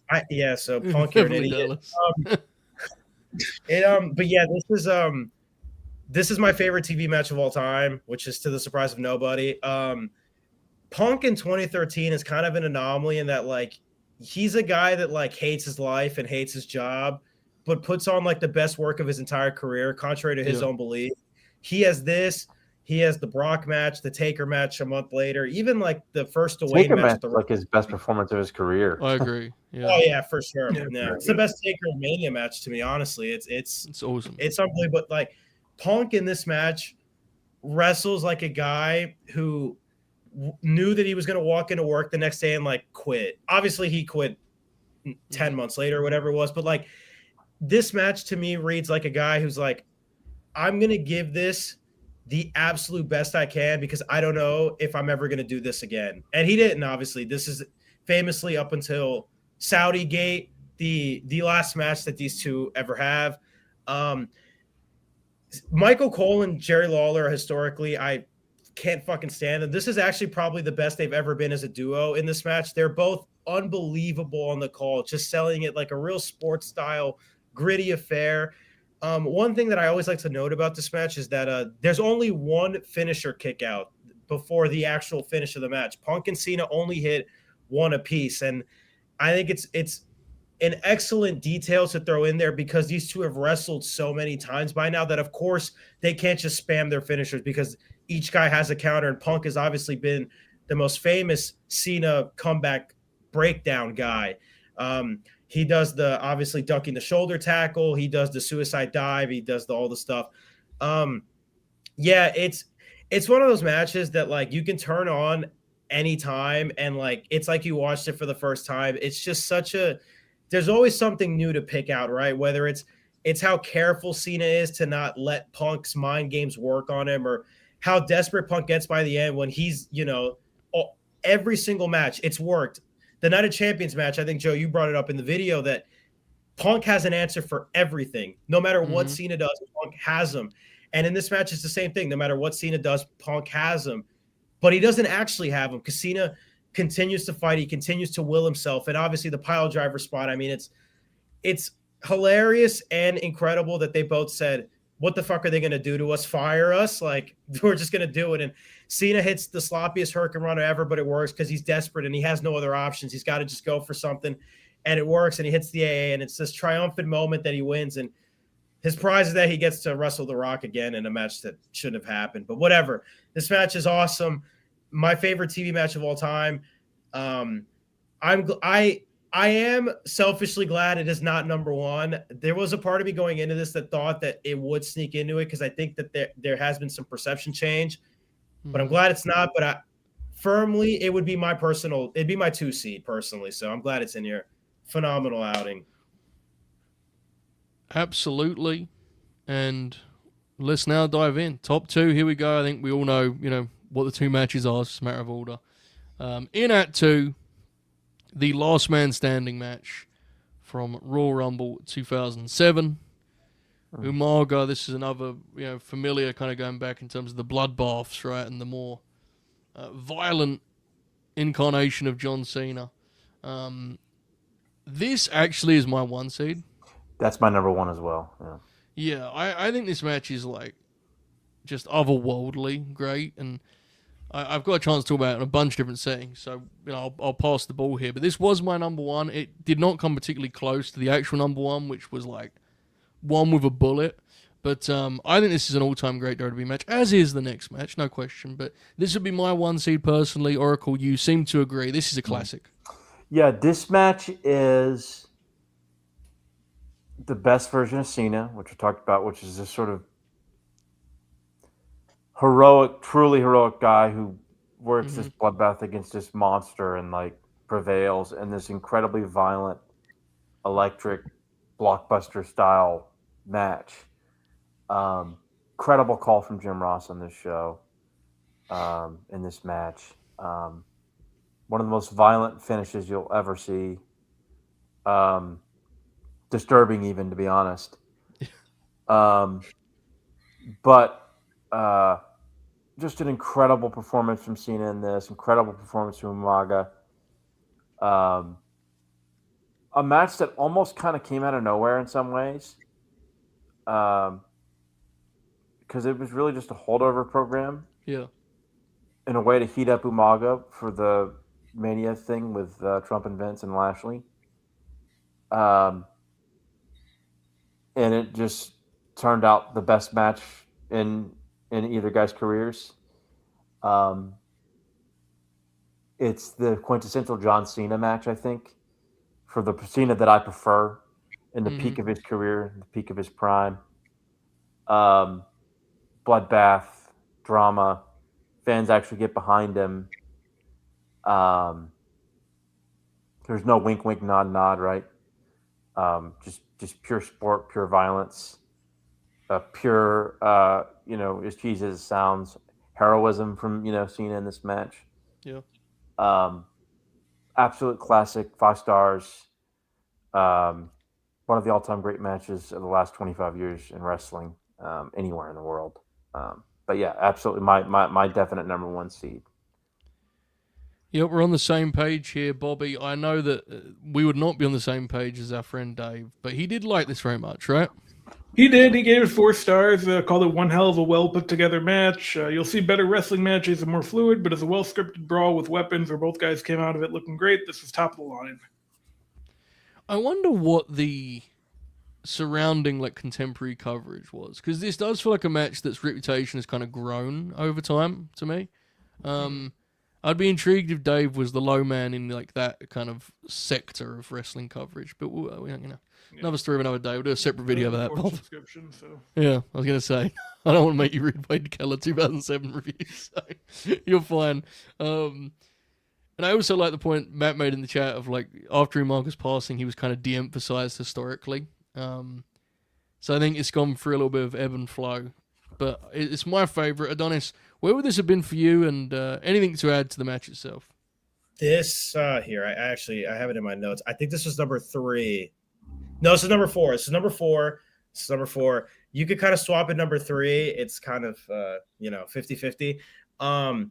This is like absurd on like a multitude of levels. It's ridiculous. Even a Monster's Gotta Breathe is one of the best single calls in wrestling history. Umaga, like I think doesn't get enough credit, weirdly enough, in this match. Not even so much for how he is on the offense, but rather like the way that he sells the finish, where he legit like just goes limp. He no longer has any fight. He's not a monster. He's just a man. He's a man who is at the end of his limit. No more fight to give. Cena is screaming as if, holy crap, if this dude gets up any more, I'm going to lose. I have to win right here, right now. One of the things for me with this match, the blade job gets talked about a lot, as it should. It's fucking unreal. Cena's performance in the first half of the match before he gets the color is really, really strong. There's the early spot where he's like on the ropes and Umaga's like punching him and Cena's like dangling, like trying not to fall. And then he just collapses because Umaga hits too hard. Stuff like that. There's a TV monitor spot where Cena just clanks him and then just like haphazardly raises it in the air as like a sign of like, I finally got him down. And then Umaga just gets up and spin heel kicks him. It's one of the more human babyface performances you're going to see in wrestling. Because John, like, he, for a guy that gets a lot of knack for his really over-the-top facial expressions, he's really grounded in, like, when he wins, there's no, like, elation. There's no, like, big celebratory, like, I just beat a monster. He's, like, a man who was in a war and who is, like, hurt. He's, like, really physically spent. And the whole post-match is him just, like, gingerly walking up the ramp and looking back, and he's tired and he's exhausted. It's an unbelievable display of, like, if you actually break down a lot of the, like, quote unquote work or moves of the match, they don't actually do a lot, right, but they get a lot out of what they do, right? Which I think is one of the more impressive things you can do in wrestling, is maximizing the minute. And so it's an incredible match. I understand completely why it would be anybody's number one. It would be the second best Cena performance for me behind the JBL performance, which we talked about earlier. It's a match that, like, like it was mentioned, Umaga's de-emphasizing. This match has kind of like brought his legacy back, and like people are starting to go back into his work. And one of the more underrated matches that probably got no votes is they have a New Year's Revolution match 3 weeks before that's also really, really strong. Umaga was a great worker. I'm glad that he has a match of this caliber that at least can extend that conversation and at least, generate any level of curiosity to go back and see how good he was. So that's really good and nice. And obviously for Cena, I mean, it's one of the defining, you see the pictures all the time, like the picture of him holding the belt up with the blood on his face, or him choking Umaga. Like, that's one of the Cena shots, right? Every wrestler has like their shot. That's one of them for John. And so this is an unbelievable outing. A clear, like, if you had a number one, it makes all the sense in the world. I think it's the best last man standing match of all time. I don't really think it's like close, to be honest. It's incredible. Yeah, it's the Umaga conversation is actually not dissimilar to what we discussed with Yokozuna recently, Bobby and Oracle and Grin and Grappler, where we talked about how, as they've kind of made more a spectacle and a show of the bloodline, quote unquote, they've kind of, one of the cool things of that has been the sort of, the way they've prioritized those guys historically, right? Mm-hmm. With Yokozuna, obviously, he was a tippy-top guy. He main evented fucking WrestleMania twice, but it definitely feels like they've made a bigger deal of his place in history, and definitely the same for Umaga. So, an interesting one, but I think no prizes for guessing our number one, of course. We're headed to July 17th, 2011, Money in the Bank, CM Punk and John Cena. This was the one seed for Adonis yesterday on the world title list. And I presume Adonis would be your 1 seed, regardless of titles or anything else, right? Yeah, it's my 1 seed in the history of the sport. It's my favorite match of all time. I've seen this match like a million times, and I'll never get tired of watching it. I'll never get tired of talking about it. I've had to have brought it up like a million fucking times to just anybody who will listen to me ramble about it. It is everything that this medium can be encapsulated in one match, from the atmosphere to the entrances. I mean, Punk's entrance when he's standing on that fucking turnbuckle when he goes, "What's my fucking name?" and Chicago's just routing him on. Colt Cabana makes a cameo, which is hilarious. Fucking looking back on it now, 14 years later. Cena's road game entrance where he's just walking stoically because he's doing Buster. This guy. He's doing it for the company, and he's doing it under less than ideal circumstances because he had to fight for this guy to get his rightfully earned world title match. The work itself, you know, a lot of people will always knock it for how like sloppy and loose it can be. I've always just thought that to be an enhancement of the match. It's two guys who are under the most pressure of their entire careers, and they're wrestling like it. They're going to fuck up because they're nervous and because they have this immense weight on their shoulders. And, you know, Punk is going to slip up doing the clothesline because he's not a, you know, naturally athletic guy. Neither is Cena. Cena does an elbow explosion in this match, which pops me huge. Has a great lariat in it. He also, one of the more underrated spots is the suplex on the floor when he fucks up his knee. He takes like a fucking suplex off the apron on the floor and he just completely fucks up his knee. It's fucking awesome. The finish is I can rave about this finish forever. It is the ultimate John Cena moment of his career as like a character that he said. When I wrote about it, I wrote, it is the only time Cena and Punk's ideologies ever aligned, in that it's the one time that Cena was like, I don't care I'm going to stand my ground. This match is going to end fairly. One of us is going to win in a ring. You're not going to determine it by chicanery, by shenanigans. Somebody's going to win this world title because they deserve to win the world title. And he knocks out Johnny Ace, and it's like, Joe, you put the perfect analogy. It's like stepping on a grenade. He stepped on a grenade, it detonated, and he lost. And Punk obviously blows the kiss goodbye. He wins the belt. And obviously, whatever followed. It's a horrendous blunder, one of the more egregious in company history, how badly they messed this up. But on this one night, there was not it's also, this show is one of the best B pay-per-views they've ever done. This show is incredible. Money in the Bank 2011. It's an awesome show. On this night, everything right. Not a single thing wrong, from the match structure to the winner to the finish, all of it. It's my favorite match ever. It was my obvious number one. I'm very happy it's number one, period. It's the magnum opus of both Cena and Punk's career. Just incredible in every facet. I love it with all my heart. Oracle is a big Punk guy. This changes CM Punk's life. Just straight up, like, he's never the same wrestler after this because he is a different level of star, right? It's a very important match for his career, and it is obviously a classic. I mean, it's one of the more revered matches in the history of the promotion, right? This is my number 2 seed, and I'm going to tell you why. It would be foolish to say that John Cena, it isn't a critical match in Cena's career, because obviously I have it at 2. Yep. This match is very much about Cena, and in a lot of ways, in some ways, it probably is just as much about him. But I can't shake it. It's just a CM Punk match.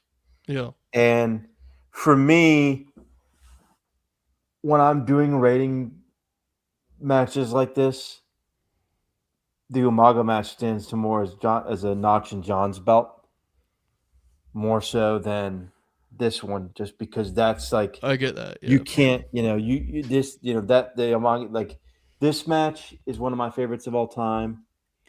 I'll never forget watching the build up. Huge Punk fan, obviously. An incredible experience watching that with my dad in the living room many years ago. All-time great match. Sports style. They go 35 fucking minutes or whatever. Just incredible stuff. They mix in the sort of sports entertainment booking at the end. Executed really, really well. Perfection in really a lot of ways. one of the one of the probably dozen or so defining matches in the history of the company. I think so. Yeah. Even though it didn't generate tons of business, maybe it could have. But the booking after that, including Kevin Nash texting himself, didn't help matters. What were they thinking with that, dude? What the fuck? But an absolute all-time great match anywhere in the world in the last 25 years. Full 5 stars for me. Oh shit! I would say, wow, the full 5 from Oracle is fucking big.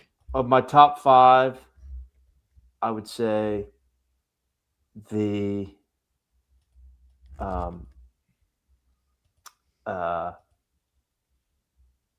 Umaga match, this match, the Brock match from Extreme Rules, and possibly even the Punk match from Raw would be all 5 stars for me, I think. Yeah. Michaels might be 4 3/4 from Raw. As an aside, and I know we'll probably talk about others that were forgotten. Yep. At the time when I did in 2016, when I watched pay-per-view matches, I actually gave the Brock squash at 14 a full 5. I'm not sure I'd do that now, but that would be in my top 10. That's a match that didn't make it. That would probably be in my top 10, personally. I was surprised they didn't make it. Yeah. I definitely was. I wonder how close it was at all. Yeah. We have some StreamYard's been really weird tonight, folks. We apologize. Like, hit our echo. Yeah. Is it unusual? Because I'm sorry to bring this up, but it's been weird all night. Camera ended. Was that the StreamYard with the browser not being? It's been weird all night. Like the audio levels I have to keep it changing. You think that was a StreamYard thing that would happen with me with my camera? It's been really fucking weird. Bob's audio levels have changed 8 times, and I have to keep changing. I don't know why. Anyways, Bobby. Yep. Firstly, tell me what Dave said. This was his first WWE 5 in like 14 years, I believe. It was. And then give your own opinion, mate. Go for it. Well, I love the whole show, kind of like Adonis talked about it. It's a great show, kind of from start to finish. Called it one of the best pay-per-views in company history. Compared it to Canadian Stampede as far as B pay-per-views go. Obviously, Punk winning in Chicago and escaping through the crowd. Loved the finish. Yeah, I mean, he does a whole match review, and then he kind of talks about, Vince and Laurinaitis come out, and Cena really gets Laurinaitis quite good, which is good. Fuck him. And then, they kind of just do the finish like that, and then, Vince calls Del Rio out, and Punk takes him out and leaves. And Dave says, more than just a great match, but a career-making moment, 5 stars. And, yeah, I mean, it was his first 5 since, Shawn and Foley, Bad right? Blood, right? I think it's Bad Blood. Yes, Shawn Undertaker. Yeah. Yeah, it's happening. And I mean, Punk's he still is a major star. And let's be real, it's here. This is where it starts. Like, obviously, Punk has great work before this, no question. Yeah. As a major star, this is the start of the story. Really, this whole program and match and so on and so forth. So, before we go, I'm going to do some honorable mentions, but he has now left. But our friend John, Bob, if you came one last time, he bid farewell here. Go for it. Great show as always, gents. I'm tapping out with complete cowardice, JBL style. I'm glad the Umaga match ranked highly as it is perfect. P.S. Adonis won me over despite being a mark nearly on the level of the Ginger Fellow. Yeah, which is a craziness ever confirmed shoot, Bob. But... yeah. Thank you, John, for your continued support and comedic stylings. Big Fat Orange Cat said, thank you, Adonis, for the great work you've done in the past few months. Really hope tomorrow provides some gratifying closure for such an important part of your fandom. You'll be watching it in the Discord, right? Yes, I will be in the Discord for anybody that cares about the biggest John Cena marks, real-time reactions to the final match, which is now actually, it's past midnight over here, so it is the day of John Cena's final match. I'll be in the Discord for that, so it'll be a nice little party. I'm excited for it. Thanks, Kat. Should be a great time. Thank you, Big Fat Orange Cat, very valued member of our community. And before we get out of here, I wanted to quickly run down some of the matches that just missed out. We had in at 16, just missing out was Rob Van Dam, which I know Alex would have been. He would have been very mad if he was here. That would have been in my top 15, I think. That's in my top 15. I'm surprised I missed it. That would have been in mine. Yeah. It may have been 10 to 15. I'm not actually huge on the match, but the atmosphere is so great that it's just. Yep. Same way as you. Yep. And honestly, in the same vein. 17, the AJ Crown Jewel match, I'd describe the same way, where it's like, it was just the vibe, to be honest. Like, it was fucking. Yeah. I have that in crowd for that. I had that in my top. I'm not even sure that'd be in my top 25 or 30, to be honest. And It's that's not kinda like a even. party I'm not match. trying to be insulting. But it is a match that I enjoyed. Yes, we had a good time with it. This one I would have got in 18 AJ Styles Money in the Bank. I think it's their most interesting match in terms of the way it's worked. So that was 18. 19 was the aforementioned CM Punk at Night of Champions. That's in mine. That's in my top 10. Would have been in mine. And I definitely would have had 20 here. The Rock, I think the Rock match is like now underrated because of the rematch. I think that match is awesome. That low. Fuck. 20. I think that was 16 for me. That was close. You guys are, and I held back some when we did Grin Grappler. I do not like that match. I don't hate it. I think it's fine. I don't like the 29 match. I'm selfishly happy that neither made the. There was a part of me, because Joe has a very good poker face. If our audience hasn't noticed, when I said I'm pretty sure the Money in the Bank, I was like, is Joe playing me in the Rock match makes a top 2? I would have been pissed because I don't hate it, but I don't like that match. Yeah. I'm just not a fan of it. I'm looking here, matches that were just below that. Randy Orton from Breaking Point. Okay, yeah. Survivor Series 2014, which again is not really a Cena match, but is a fucking great match. That's a Ziggler match in the Triple Threat at Rumble 15, I think. Although I agree with your sentiment, Joe. Yes, it's a Ziggler match, right? The Mania 24 Freeway was just outside of the top 20. Wow. The Ziggler TLC match got a few votes. Yes. I like that match. I like that match. I fucking adore that match. Cesaro match was 21st. The Cesaro match from July 6th? 2015? Yeah. The 30-minute The 30-minute one. Incredible. I think that's by far the best U.S. title open challenge match. Oh, yeah. It's interesting. Like, TV matches really suffer from that historically, didn't they? Where they're just they're just another week of the TV show. Like, the Punk match is the exception to that rule. Most of them get lost. Mm-hmm. That would have been close. Yeah, so there's a handful of them. The Batista matches, there was... The Batista Mania match might make my top 15. The last man standing match made mine. The Ray match from Raw, I think, would make my top 15. And another one that I think is very underrated that I think, and again, I'm naming a lot of matches that would make it, and I'd probably have to make a few hard cuts. But the third Cena and I want to see if Adonis can answer this. He's watched it a lot more recently, but I think he would know the answer. The third Wicked Cena blade job, what match is it? This match I love. Hold on, because there's it's the not one the I chamber. What's that? The chamber, or the match with Angle. Yes. The chamber. Yes, wow. The chamber. He's amazing in that match. Oh, dude, he's unbelievable. In that match is awesome. That match is that awesome. before the cash in? Yes. Yes. The three Cena blade jobs I think of are Judgment Day 05 with JBL, the Chamber 06, and then Umaga Last Man Standing. Mm-hmm. Yeah. I'm looking at survivors that got love here. The Eddie Parking Lot Brawl got some love. Firefly Funhouse got some love. Sick, dude. Not one vote for the Ray match. Not one. That's wow. That would have been in my top 15. That's in mine. Yeah. That's, I mean, fair. Elliot voted for the Del Rio Christmas match. Which I don't know if you saw on Twitter. Elliot voted for Del Rio at Christmas. That's awesome. That was a Carly vote. I mean, like, it's, what else do we have here? Orton at SummerSlam was there in the 20s. Yeah, this 2007. I like that match. That match has become underrated over the years. That match is very good. 7. Yep. Yes, that match is awesome. There you go. An array of matches, and I wonder if on Sunday morning there'll be one more that is, on Pit Was ballots. We'll see. I mean, we'll see what happens tomorrow with Gunther. But this has been John Cena's Greatest Hits, folks. We hope you enjoyed this. We're going to do some plugs here and wind down. Please like the video if you haven't already. We apologize for some of our technical difficulties. StreamYard was really fucking stupid tonight. I think we mostly made it out okay. I think. Yeah. But it was a hell of a time. I think this format's a winner. We're going to do this, semi-often with individual wrestlers, with shows. I think it's, coming up here, we'll probably do a show next, and we'll have some fun with that. So stay tuned. We do have much happening on the Grin. This is our final Friday flagship of the year. Next week, we're on Thursday night. Wow. Revealing a very different kind of list. We're revealing the LNG 50 on Thursday. The Late Night Grin's favorite wrestlers of 2025. From 50 to 1. We'll find out live on Thursday next week. And then we're going to close out the year with World's End on Saturday the 27th. Bobby, do you have any plugs?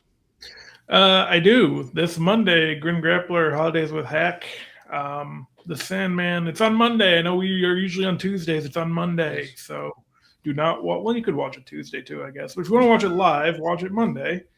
And I'm also going to show my John Cena action figure that I have now because I forgot that I had it, and I should probably show it while we're on this show. It's the debut one. It's got the little vents with it.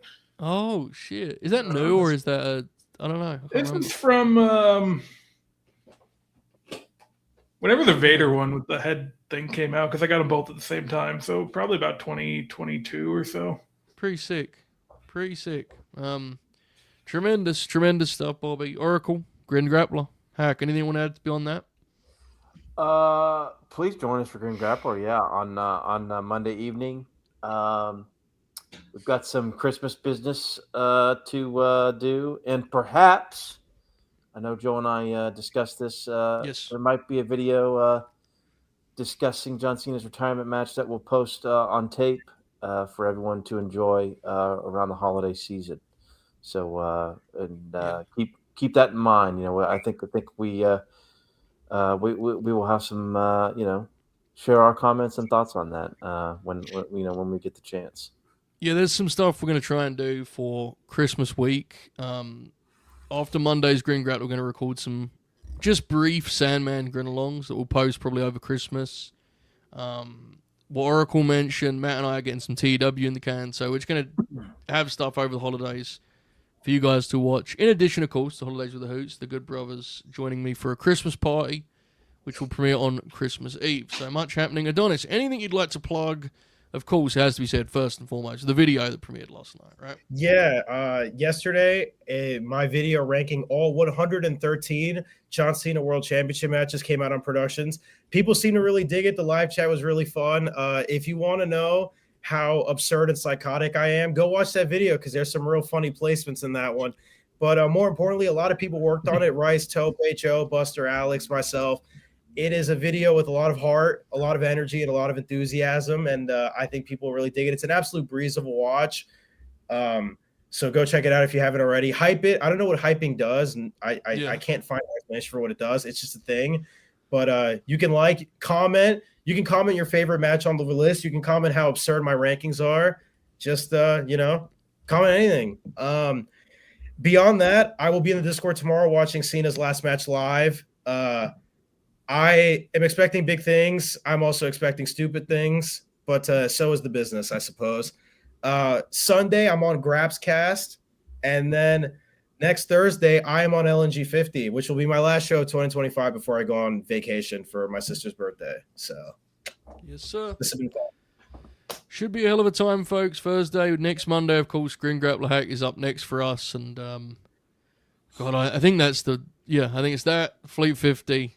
And then also a week from today, we have Rob Naylor on doing Full Sail Behind. So that's right. That rolls. There's a lot going on around these parts. Much going on. Where everyone has a great night. Wherever you're watching Cena's last match, wherever you're, whether you're partying, whether you're watching it in the Discord with Adonis, whatever you're doing, we hope you enjoy it. We have a great weekend.